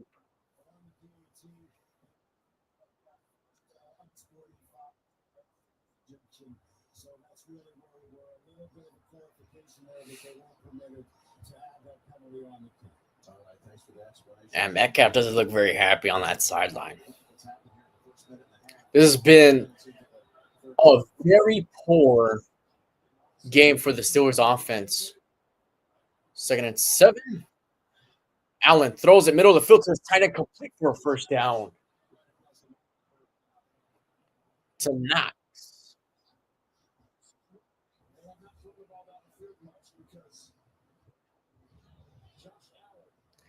I'm not opposed. I'm not opposed if they put in Will Howard either, man. I want to see what the guy's got, man. I think it's worth it. I think it's worth to see what the work he's got, man. He was a winner in college. 1st and 10 for Buffalo. 12 minutes left in the third quarter. Give it to Cook once again. Outside. And nice tackle from Samuel. That did put some respect. He was able to earn some respect from that tackle from Cook. Aaron Rodgers is sidelined with his jacket on. I'm not sure if he's going to come back in. We'll see. Time will tell. Another get to Cook. Another first down for Cook. More space. Middle of the field. Straight running. Finally brought down at around the 7-yard line. And James Cook, man, having himself a great game round. Without Cook, I don't know if this Buffalo offense scores those 3 points that they have offensively. Another give to Cook. And he's not at the 5. What the heck happened in that locker room during the halftime? Because it seems falling apart. This isn't the first time we've seen that either. Okay. Gotta make some sort of adjustments. You gotta do something different. Okay. Because this is an experienced Buffalo Bills team. All right.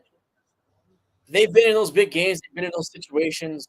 You could critique, oh well, they haven't necessarily had that much success in the postseason. But still, man,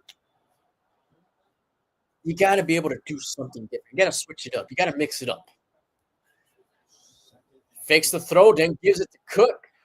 Cook trying to find an opening, being patient with it, gets some extra pushes up front, is able to get him a few yards.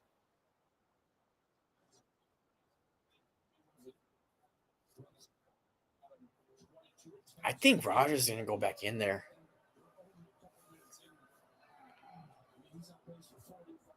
Or is he just standing on the sideline?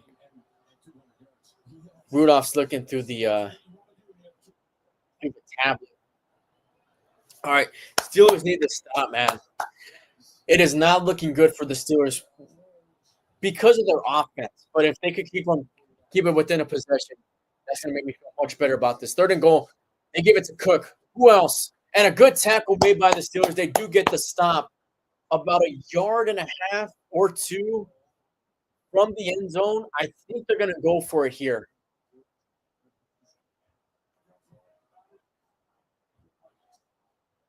Romo says he kicked the field goal.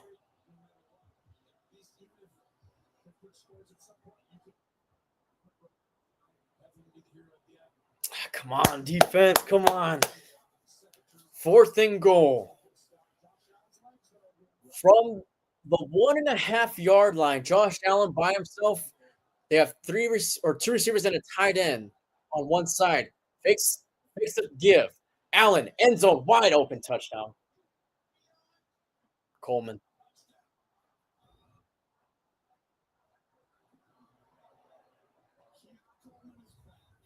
You know what? I don't even hate this. What the Steelers had schematically on that play. He just wound up getting open very late. Oh, whoa, whoa, whoa, there's a penalty here.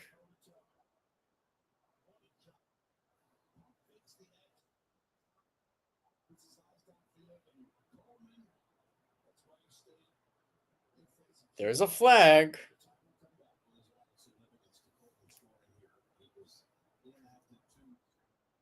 What is the penalty on?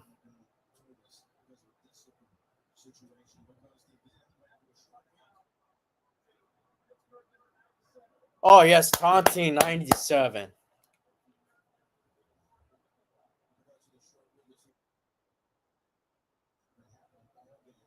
Okay, why does that happen with a veteran?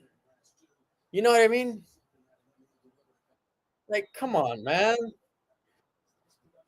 Gotta be more disciplined than that. Well, the touchdown stands because it was after the play.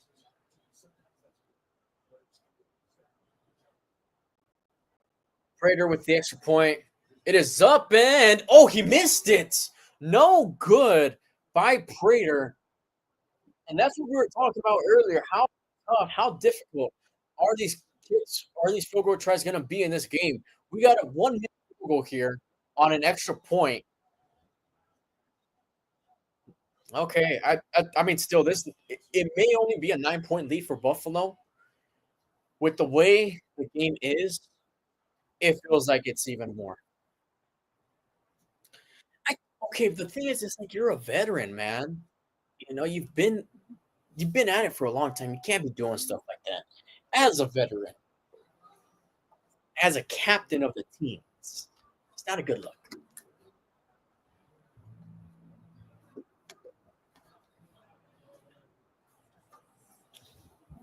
I mean, I'm sure we'll hear post game exactly what happened. Well, maybe not the whole story. Maybe some more closure on exactly what was said or what happened. Because that moment between Allen and Hayward, that's what kind of changed the the attitude, the attitude of the game.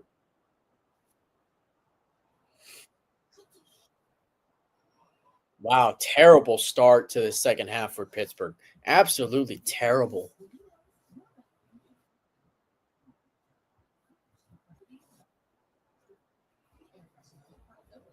And again, on that fourth down play on fourth and goal, I think the Steelers played well. I think it was a good executed play for the most part.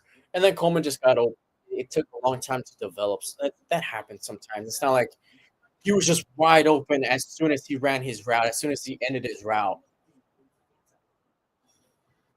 You know, Allen really had to search for him, really had to look for him. That was just a good play from Buffalo, at least from what I saw. All right, let's see what's going on the rest of these games, man. Chargers breaking away a little bit over there at SoFi, 21-7 against the Raiders. Seahawks up 19-0 over Minnesota. Does Seattle get a shutout here today?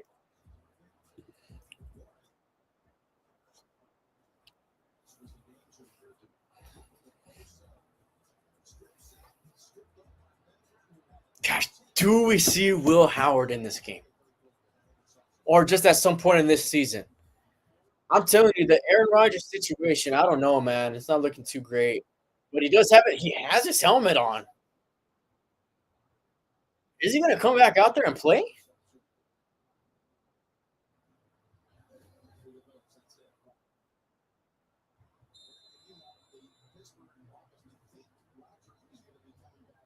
There's no there. Is he really going to come back, man?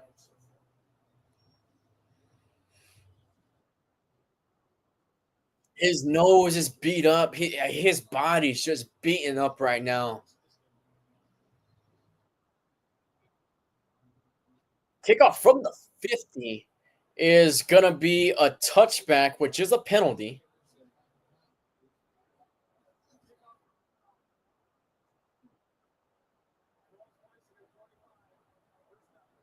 Okay, so the Steelers are going to get it from the 25. And Aaron Rodgers is coming back out there. Wow. I don't know how I feel about this, man.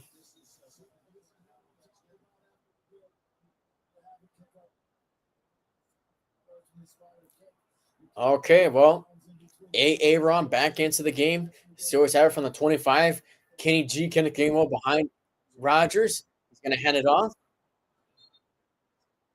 Short on the play. Man, Rodgers with a cast, with a patch on his nose, past the age of 42, by the way. Of 40. That sounded like I said 42. No, past the age of 40. This is something else, man. Second and 9 for the Steelers. Smith in motion. He goes to the right side. Aaron Rodgers, 6 for 13 in this game, 54 yards. Rodgers shot back for a throw, and it is deflected by Buffalo.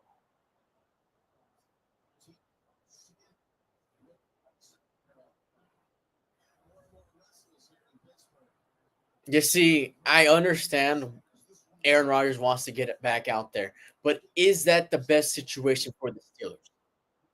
You know, is an injured Aaron Rodgers, who's probably even more injured now compared to when the game started, is really the best option that the Steelers have at the quarterback position? That's my question. 39 for the Steelers. Fire move. Goes to the right side.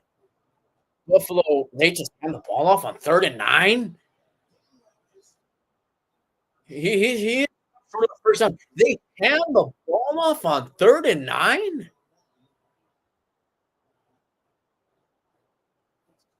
Yeah, yeah. This is ridiculous, man. That was ridiculous. Are you kidding me? Dude, what are we doing, man? Okay, but okay, give credit to Gainwell because he wasn't too far from getting that first down. What kind of play call was that? Fair catch is called for. Nearly dropped, by the way. At around the 15. That was a ridiculous play call, man. There's no way Rodgers is the best option at this point in the game. There is no way. And that's not discrediting Aaron Rodgers. I mean, sure, you gotta give Rodgers credit, man, for going back into the game.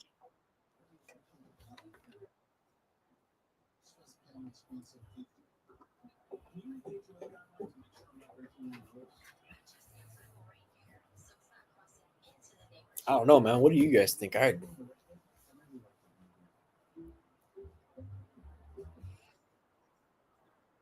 Do they, do they really not trust Mason Rudolph that much?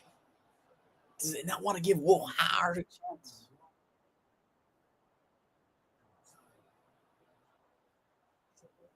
I don't know. Offense has been just terrible today. Remember, they got that one touchdown because of a very short field off of a James Cook fumble. That's really about it. Is that their only red zone trip too? I think that is. And it started from the red zone.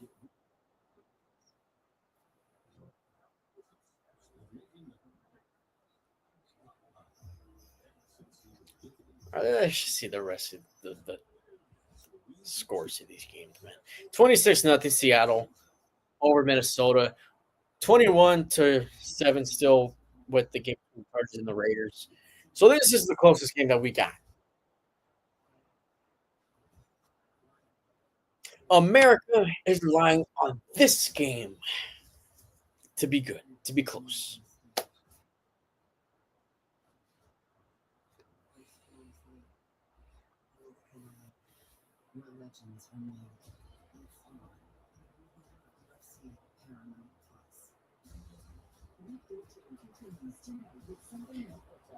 Okay, so you might be right. He's not good for passing. So why put him out there?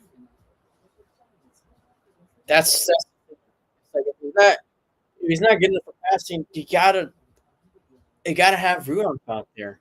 Or shoot, I keep saying his name, Will Howard.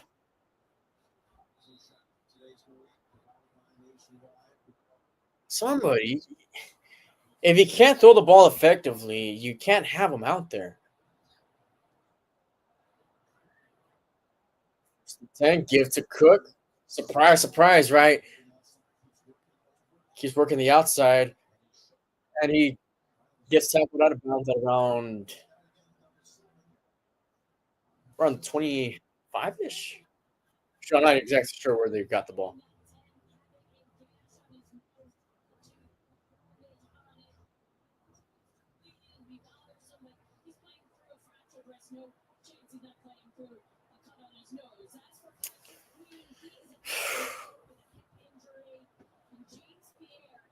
They call that again a 6 for Buffalo here.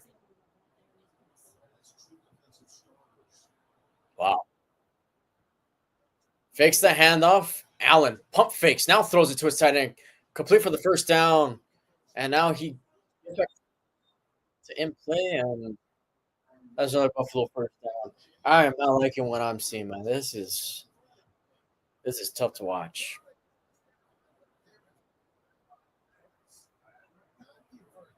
It's tough to watch because the offense is like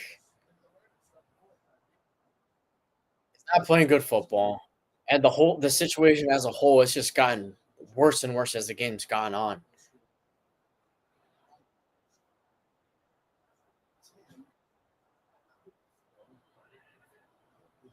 They give it to Cook once again, and he is tackled by Wilson. Herbert comes out with the football when he was down already. You know what?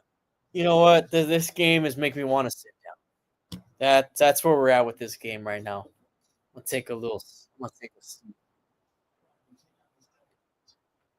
To that point, man. I still have hope with the defense. Offense is just not it right now. 2nd and 9 for Buffalo. Allen, play action. Pressure's there. Allen able to avoid the pressure, though. Now he's going to take it himself. Has some space and gets the first down.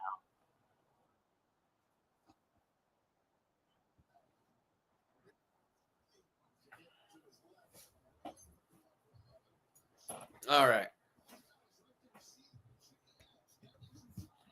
I'm not sure exactly how that looks. Let's see. That's a little bit crooked. All right. I think that's the best we're going to get here.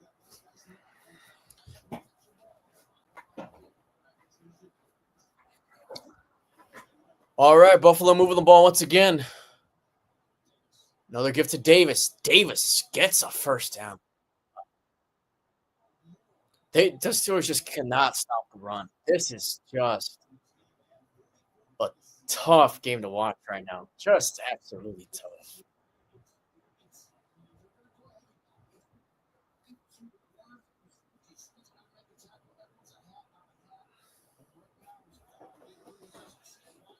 All right. Another give. Davis able to break another tackle and able to get another first down. Just nobody could get him down. It doesn't matter who, whether it's Davis or Cook, man. They're just extremely successful with the rushing game, the rush attack. I don't even think Allen has 100 passing yards.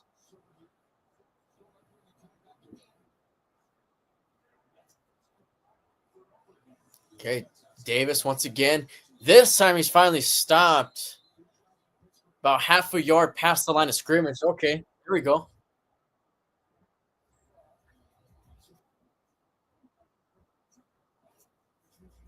Hey man, the AFC North is just not very good this year. Oh man, remember the Steelers were 4-1. They were 4-1.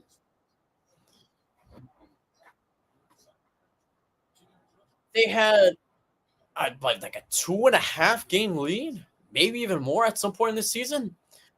Allen looking, he's going to throw it middle of the field, and it is caught a few yards short of the first down marker. Now it's going to bring third down. I don't know. There's something about this team, man. I don't see that much life. I don't see nothing right now. Everybody just with a straight face. It's like, what happened, man? What happened? All right, but 3rd and 5. Can the Steelers get a stop here? Allen's going to take it himself, and he's going to be short of the first down.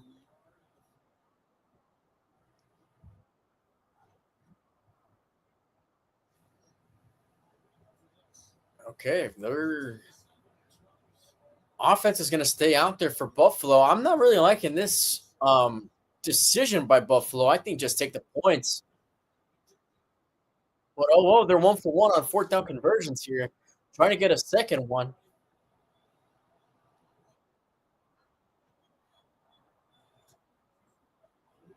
And they do go for it. Give to the fullback, and he's got it.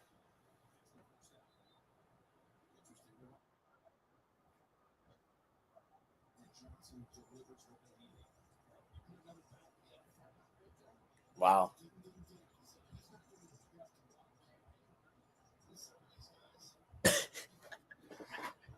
Hey, what's worse is that this is the best game that the afternoon slate has to offer. And that's terrible, man. That's terrible. I'll be honest, this game isn't very great either. All right. Buffalo right out of the Reds, right outside the red zone at the 21. It's gonna be a quick pass, and it's gonna be incomplete. Good defense by Joey Porter Jr. A little bit of talking going on.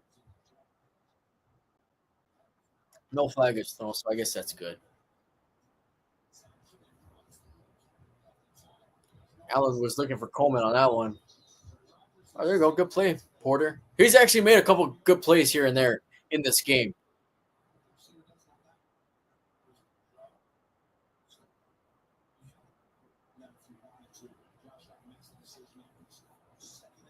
Okay. Still at the 21. Allen has a man at each side. Fakes a handoff. Allen, pressure. He's going to throw it to Cook. And he is going to keep his footing inbounds and get a first down.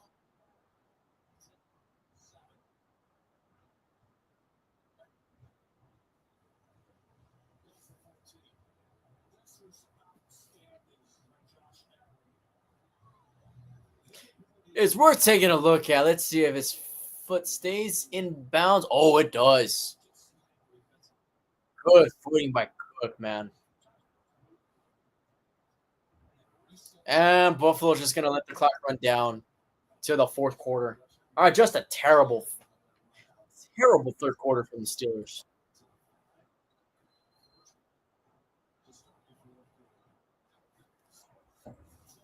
Sounds like there's even a little bit of booing going on over there at Heinz Field.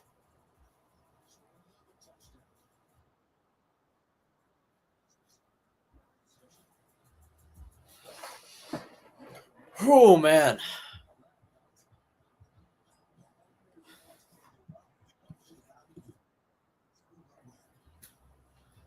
Yeah. That's the only way to describe that quarter. I don't know. I don't even know what to say, guys. Oh, man. It's tough to watch as a fan. Okay. I don't get me wrong. I didn't have high hopes for this game anyways. At least the defense was looking good in the first half. They kept themselves in the game. Offensively, they just gotta be better, man. You just gotta be better.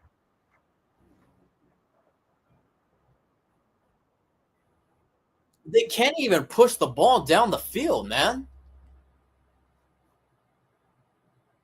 Even the touchdown drive that they have, the credit you give them can't be too high because they got it in the red zone. You know what I mean?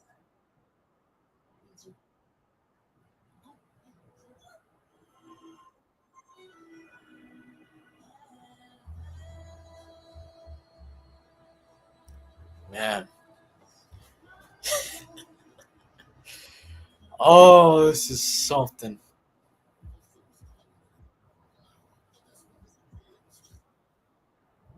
I think we're in for a state of the Steelers uh, video this week. If the Steelers lose this game, I think we're in for one. I really do.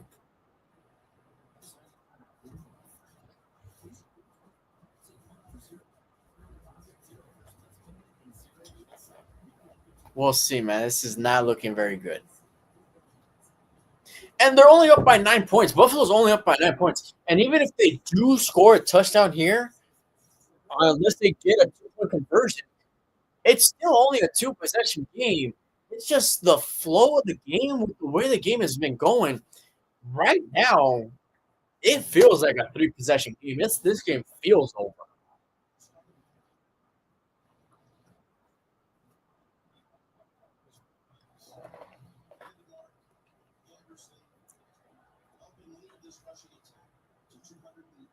3 yards in that third quarter. Yes, great performance. Allen throws it, end zone, incomplete. Shakir wasn't even ready for that ball.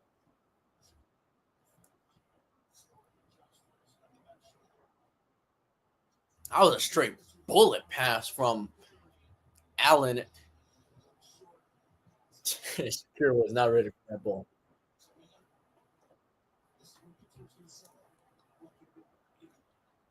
Look at the time of possession. 32 minutes to Pittsburgh's less than 13. 32 minutes. Hayward able to get a tackle behind the line of scrimmage. James Cook had nowhere to go, nowhere to hide on that play. They have 20 more minutes of possession. That is insane. Wow, dude. That is almost a quarter and a half. You know how crazy that is? Almost a quarter and a half difference of time of possession. All right, third and goal. Steeler Nation trying to get into it. Allen gonna take it himself, and he is gonna fight. Oh, he's gonna get the touchdown. Multiple efforts there. The offensive line able to push him forward and get the touchdown. They just didn't give up on that play.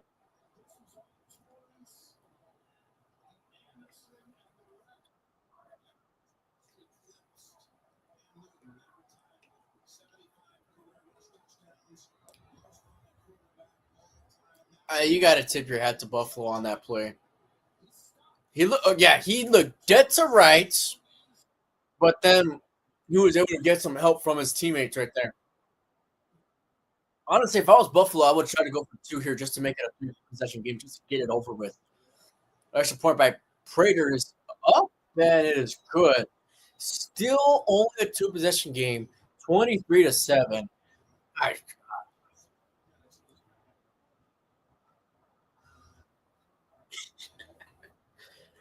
oh wow, just a terrible second half.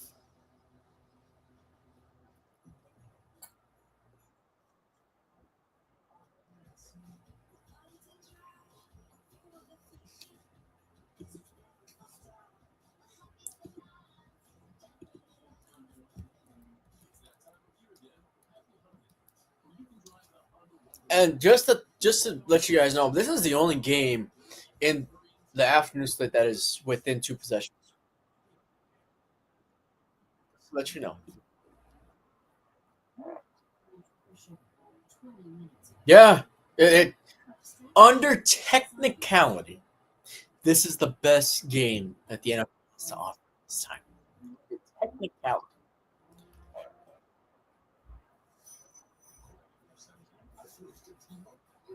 Man, this is tough to watch. Absolutely tough to watch.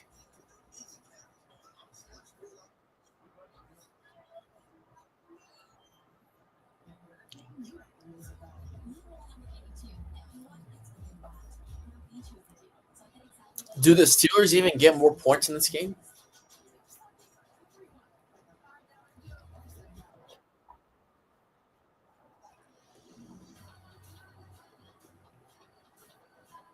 I'll be honest with you guys. I don't see the Steelers putting up more points in this game. They haven't been able to push the ball down the field. They haven't been able to get first downs at all. The run game is all they have to offer right now. They can't get anything going in the passing game. And especially now with Aaron Rodgers being very banged up, and they believe that that is the best option that they could give. Which is that really the best option? Like, come on, man.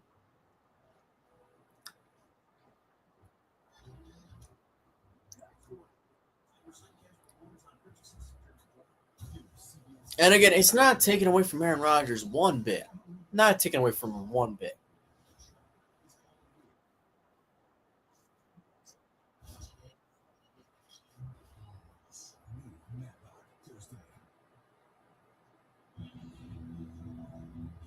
Look at that nice skyline of Pittsburgh. And look at that second half possessions for the Steelers. Fumble, interception, and punt. None of those drives were able to muster a minute and a half. All three of those drives mustered less than a minute and 30 seconds. All right. Steelers getting the ball back here on the kickoff. He's able to bounce off of a tackle and get down just inside the 35.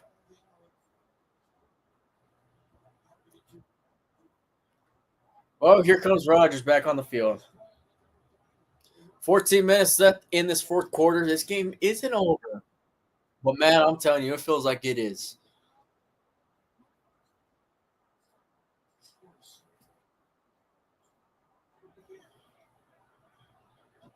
I don't like what I'm the whole vibe from the Steelers. Oh, how about that? A bad snap, or I don't know exactly what it was, but it got past Aaron Rodgers. And now that's going to push the Steelers back even more. Can we just come on, man? That was a low snap. That wasn't on Rodgers. It was hard to tell in real time.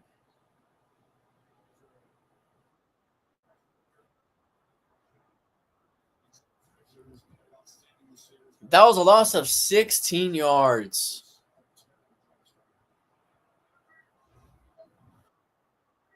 Second and 26. Rodgers dropping back. He's going to have to throw here. And he does, and he gets it out to Darnell Washington. Able to bounce past two defenders and is able to get down just inside of the 40. Darnell Washington, I mean, that was a little dunk play, but able to turn it into a good gain. Still going to be third down, though. And some yards. That was just a soft spot. They were playing far back. They were just kind of letting the Steelers get a short gain, but Darnell Washington able to get it to where it is manageable to get a first down here on 3rd and 7. Let's see what the Steelers do here. They're in shotgun. Buffalo brings 4. He gets it out complete to DK Metcalf for a first down. Okay, let's try to speed up the tempo a little bit. Let's not go huddle here. And they are going to go no huddle.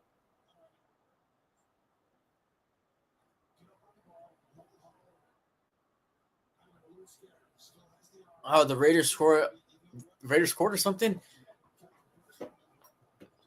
Aaron hands it off to Jalen Ward, who has some space. Oh, hurdles over somebody and gets the first down at the 40. Let's keep it rolling. Let's keep the pace. Let's keep it high pace, man.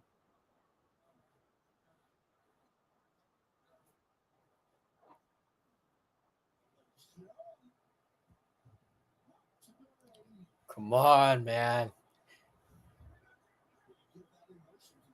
All right, they marked them down at the 39. Nonetheless, it was the Steelers' first down, and now they're in Buffalo territory for the first time in forever, it seems like. He tries to dunk it off, and it's tipped at the line. by a Bills defender.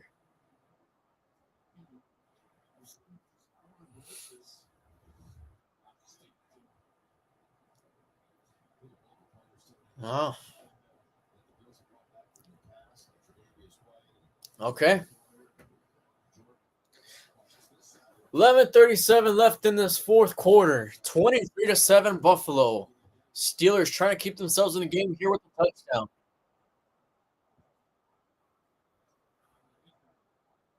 Rodgers extremely banged up here in this game. Buffalo brings 4. Rodgers going to throw down a field to Darnell Washington. First down, bounces off of more tackles, and is down at the 15. Let's keep the tempo. Come on. Come on. This ain't over, guys. This ain't over. This ain't over. This is not over. We did not hear a bell ring yet. Rodgers looking through his progressions. Now scrambling. Pressure's coming. Throws it incomplete. He was looking for Jalen Warren. They're back in the red zone. But this is the first time that they drive to the red zone.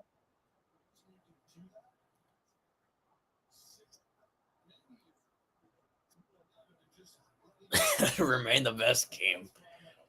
Come on, man.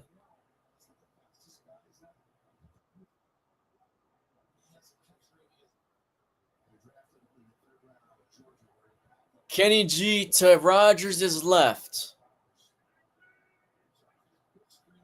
Buffalo's going to bring some pressure. Rodgers going to throw to the end zone with nobody there. Nobody was right there. Rodgers yelling at somebody.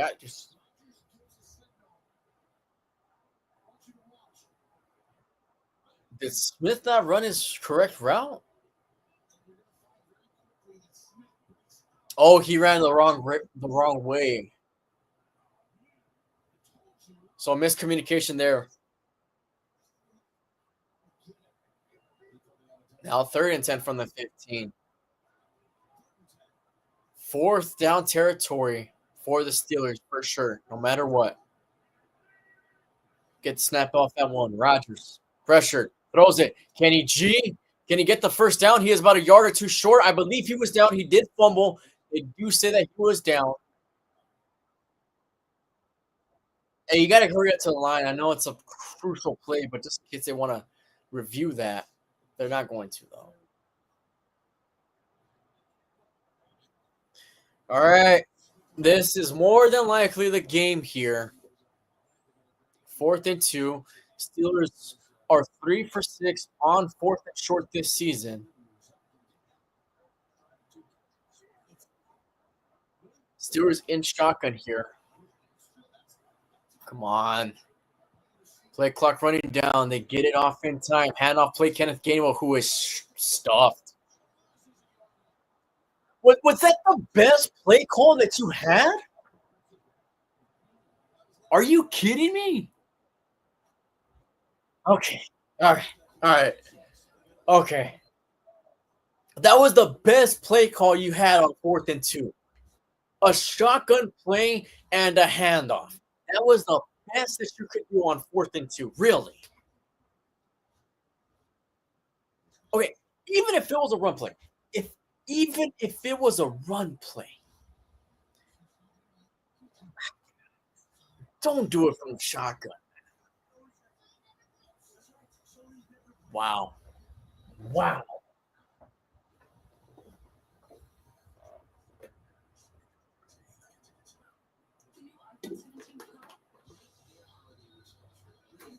Wow.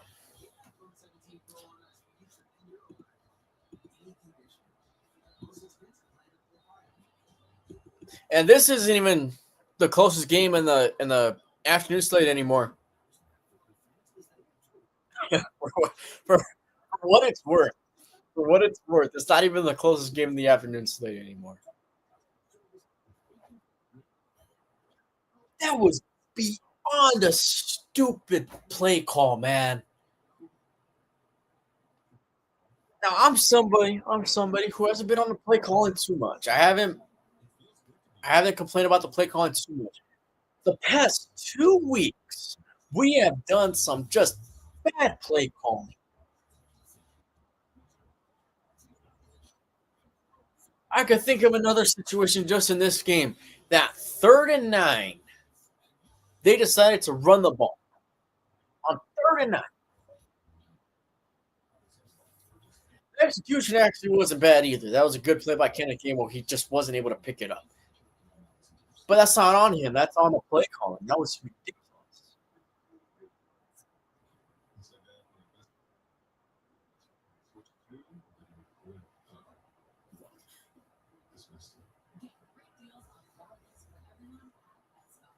And that was the one time the Steelers were actually driving in this game. That was a singular time.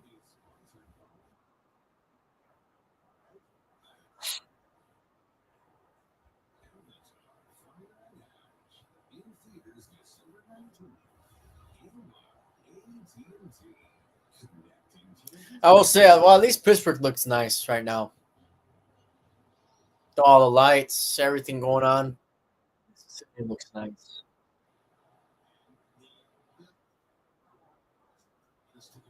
Buffalo starts their drive at the 9-yard line.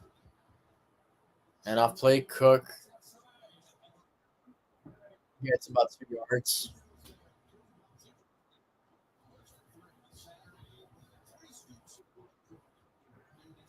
I mean, wow. That's really all there is to say about this game. Wow.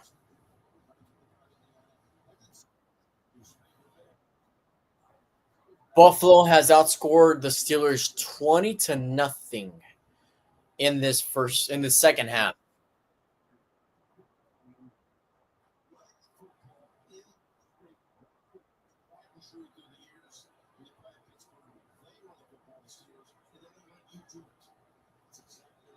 Bootleg, Allen throws it wide open to his tight end, complete for the first down.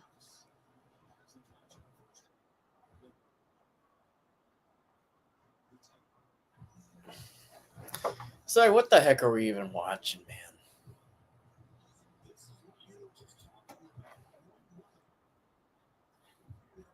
And what did I say? The Steelers are going to have to change something up at halftime. I don't think that they did. Buffalo clearly changed something. They clearly made adjustments at halftime. That's what a good team does. They adjust and adapt to the other team's game plans. I just don't see the Steelers doing that. Another give to Cook. He's going to run to the outside once again. And Joey Porter actually able to make another solid tackle.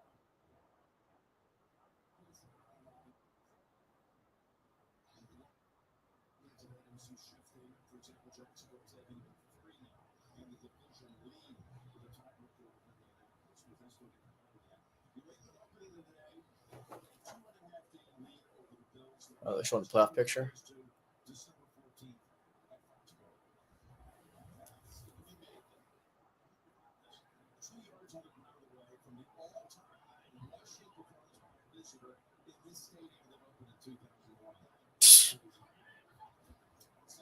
Fakes the handoff. Allen looking.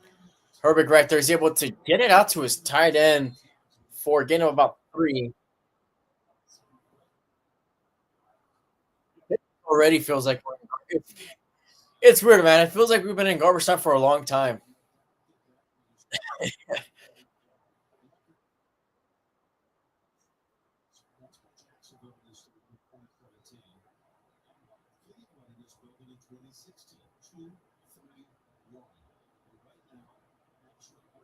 All right, 3rd and 3 here for Buffalo. 7:20 left in this game. Now under 7:20 left in this game. Play clock starting to run down here. Get it off. Allen's going to throw a swing pass to his running back, who was able to get a stiff arm. And did he get the first down? They give him the first down.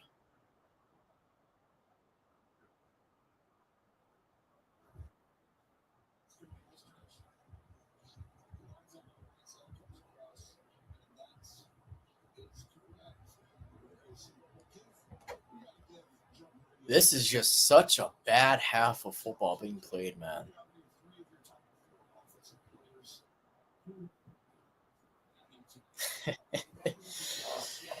Oh, yes, man.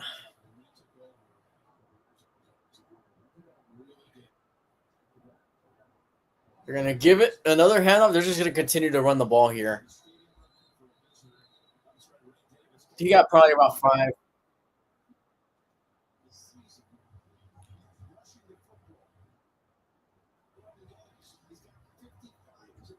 Well, next week, man, that game means a lot.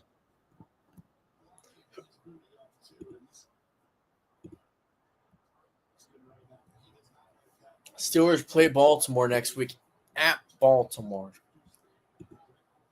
That is going to determine who is in first place in the division. 2nd and 3 here. They're just milking the clock. Davis is about a yard and a half short of the first down.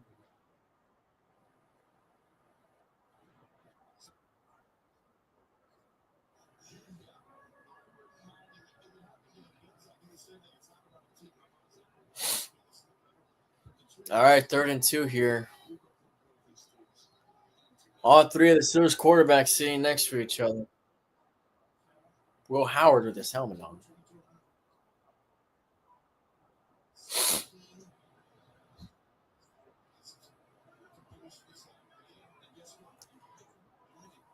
I can't wait to see the time of possession difference in this game. Um, Buffalo takes their first time out of the half. I think that's the first time out they've taken just in general in this game.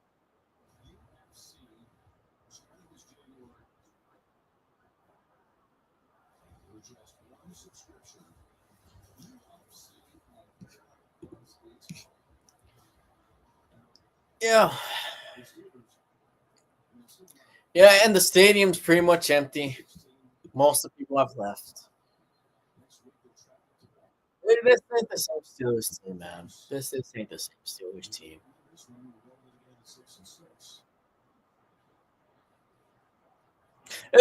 This is exactly what we talk about, man. It's like the Steelers are good enough not to be bad, but they're not good enough to compete against the top team. Man. This is a top team in the Buffalo Bills, and there is clearly a big gap between the Bills and the Steelers. There's definitely a big difference. 3rd and 2. Give it to Cook. Easy first down. Just easy money for the Bills there. Just wide open middle of the field.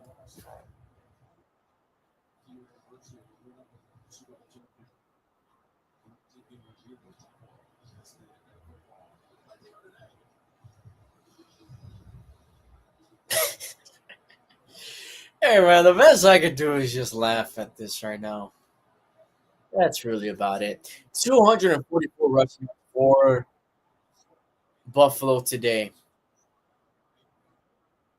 Again, I still don't know if Josh Allen is over 100 yards passing. I still don't. You have to Cook once again, who just kind of falls on his own. Watt and Hayward were right there, along with 2 other Steelers. And yeah, that's going to help out the average a little bit, I guess, for the Steelers defense. Loss of 3.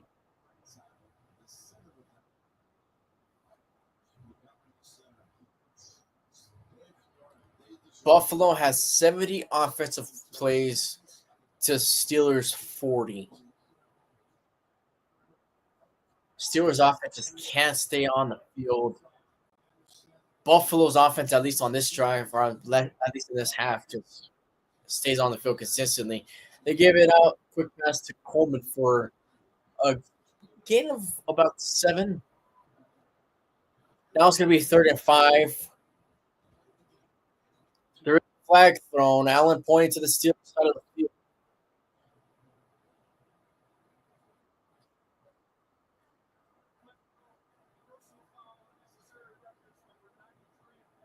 And we're just going to continue to play undisciplined football because that's just what we do.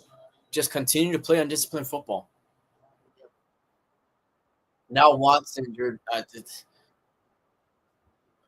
Dude, can this game get any worse right now?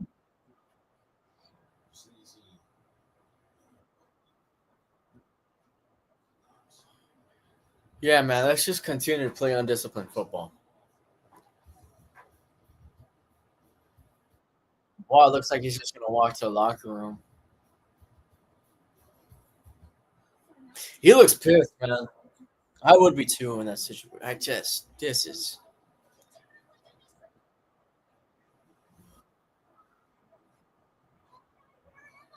I mean, we're facing the same problems every game, week in and week out.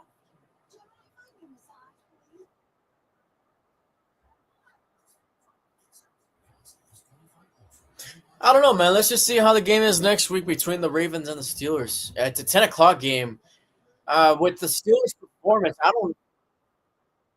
It's a big game, but with the way the Steelers have been playing, I don't expect them to flex it to a 125 to prime time. I don't expect them to flex it because honestly, if I'm an NFL fan, as somebody who's looking at it as an NFL fan, right? The Steelers aren't a team I would. They are not a team that I would want to watch in prime time. That's really it.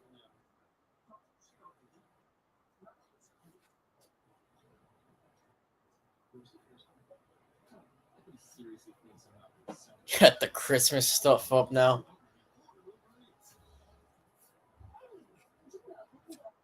Well, that's a silver lining, I guess.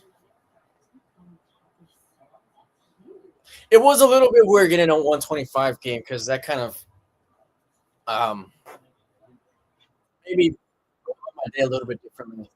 Because I'm so used to the game starting at 10 to where I kind of just got into the rhythm and habit of having a bit of how my day goes really. So it was a little bit different today. But damn, was this bad? Yeah, that's something else, man. Starting December football on a Monday. The only thing that would make it worse is starting it on a Thursday. That's really about it. And I only say that because Thursday night football games are just terrible for the most part. No, man, from just a fan aspect, I wouldn't want to see the Steelers. Not at all.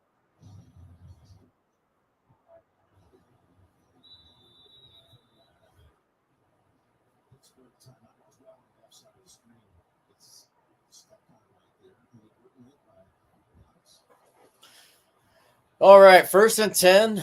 Buffalo just trying to close it out. Steelers have 2 timeouts. They're going to give it back and breaks more tackles. And have a quality game of about 6.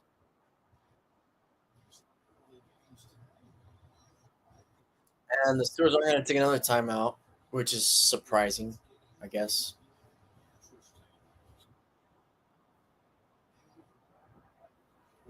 They're just showing the stuff that happened during the earlier slate. Honestly, man, I would have liked um, Houston and Indianapolis to have been in that afternoon slate. That probably would have been the better move there.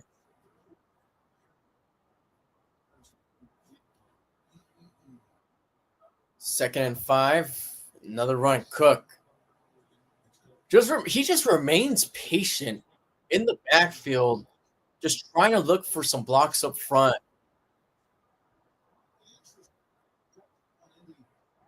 He's able to get about 2. That's one thing I noticed about what Cook does. He's very patient in the backfield.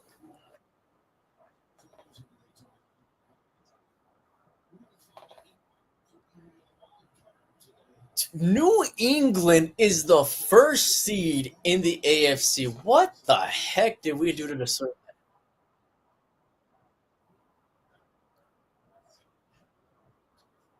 Now, not only is New England the first seed, Denver is the second seed. What the heck in the Tom Brady and Peyton Manning Broncos era again?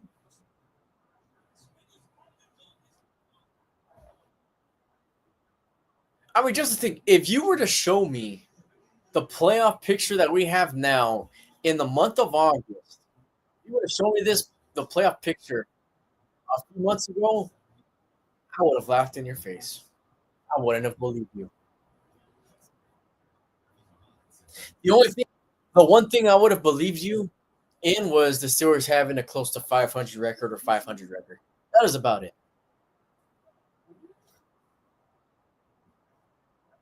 That would make you seem like, it's not completely far fetched. At least one thing's a constant. No.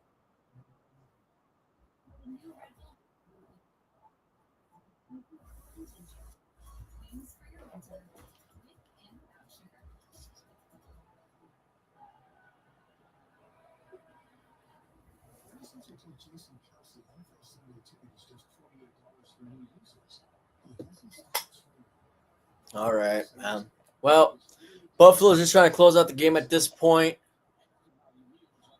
Can the Steelers get the ball back? I don't know.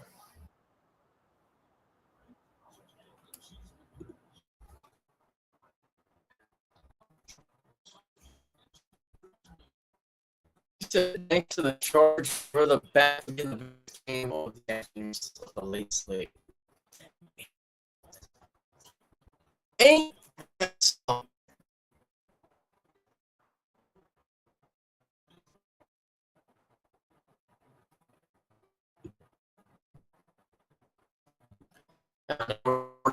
difficulties.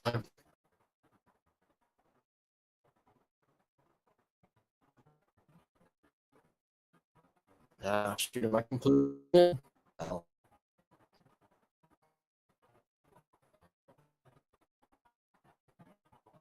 think we're back on.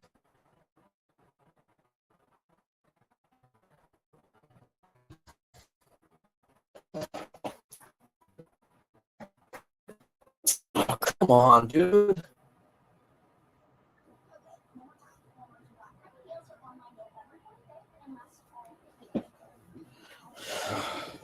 Shoot, man, I'm really frozen right now.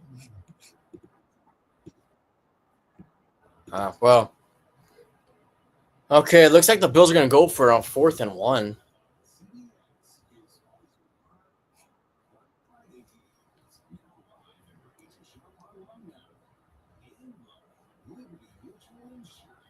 They're showing the rest of the Bills' schedule here, which isn't the easiest, by the way. Buffalo actually does have a tough schedule ahead of them. So they're going to go for it on 4th and 2.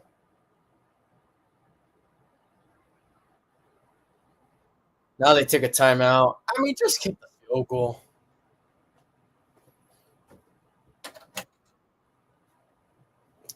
Oh, you have to put it right here. Steelers versus at the Ravens next week at 10 o'clock Pacific Standard Time.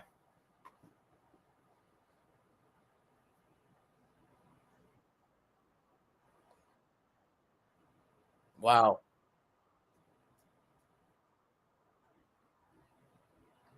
Yeah, they're just going to go ahead and kick the field goal just to completely ice it, I guess. I don't blame him. I would have done the same thing in that position. Matt Prater, 1 for 1 in field goal attempts. This one from 27 yards out. Snap looks good, and the kick is good. And we have a 3-possession game here, 26-7. 107 left in the fourth quarter. And can we just get Will Howard in here just so we could get some sort of NFL experience, even though it's garbage time?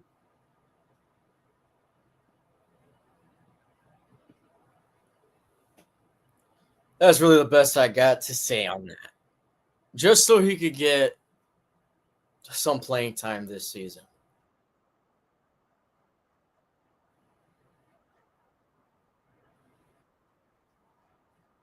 I mean, let's be real here. The Steelers were in the game for a good portion of the fourth quarter.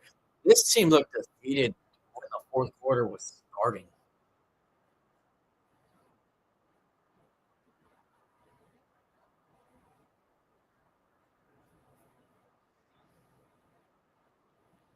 Wow. 249 rushing yards for Buffalo. Steelers have under 60. And there is a lot more Bills Mafia there at the game now than Steeler Nation. And the return is just down at around the 30-yard line, just inside the 30-yard line.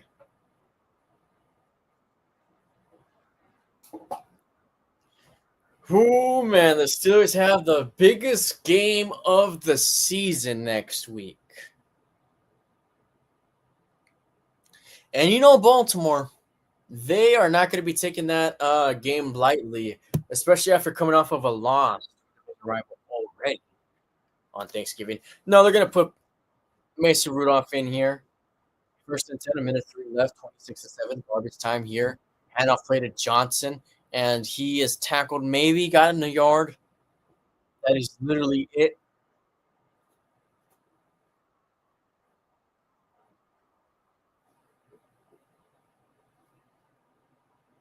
Man, this kind of feels like the Charger game.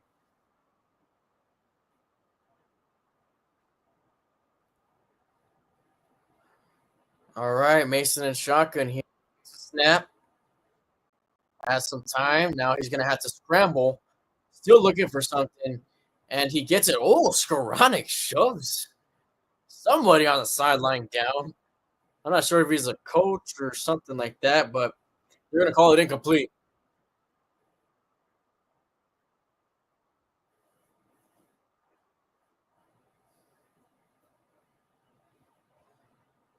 "25 seconds left." Not even exactly sure what they're trying to do here. I wouldn't even hate if they just take the knee. Handoff play to Jalen Warren, and that is a gain of about 3 or 2. I'm sorry, that was to Johnson, and that's going to do it. That is it. The Buffalo Bills come into Heinz Field and beat the Steelers in convincing fashion. That's really all there is to say about this game. Buffalo did what they had to do. They didn't play a clean first half, came back in the second half and played great. The Steelers, on the other hand, I mean, they drop another game. And now Baltimore's back into the lead in the division, which I don't think it makes that much of a difference for the division standpoint. Although for the playoff standpoint, it does if you want to make a wild card round. Because now that puts you 2 games back, and now Buffalo has a tiebreaker, a head-to-head tiebreaker on you. So now, really, the Steelers' hope to make the playoffs is probably through the division. That's really it. That's all we got for this live, man. Oh, not a very good game. Not a very good game. I will definitely, definitely be dropping a video this week about the Steelers. Not sure what I'm going to make it. Maybe I'll make it tonight. That's going to be fun. That's going to be a fun video to make. That's all I got to say here. It's the Bills. They did what they had to do. And Steelers, hey, they're on pace to go 8-9 or 9. That's all I got for you guys. I'll catch you guys later on in the week. Not sure when I'll drop the video, but sometime throughout the week. And go Steelers, right? See you guys later.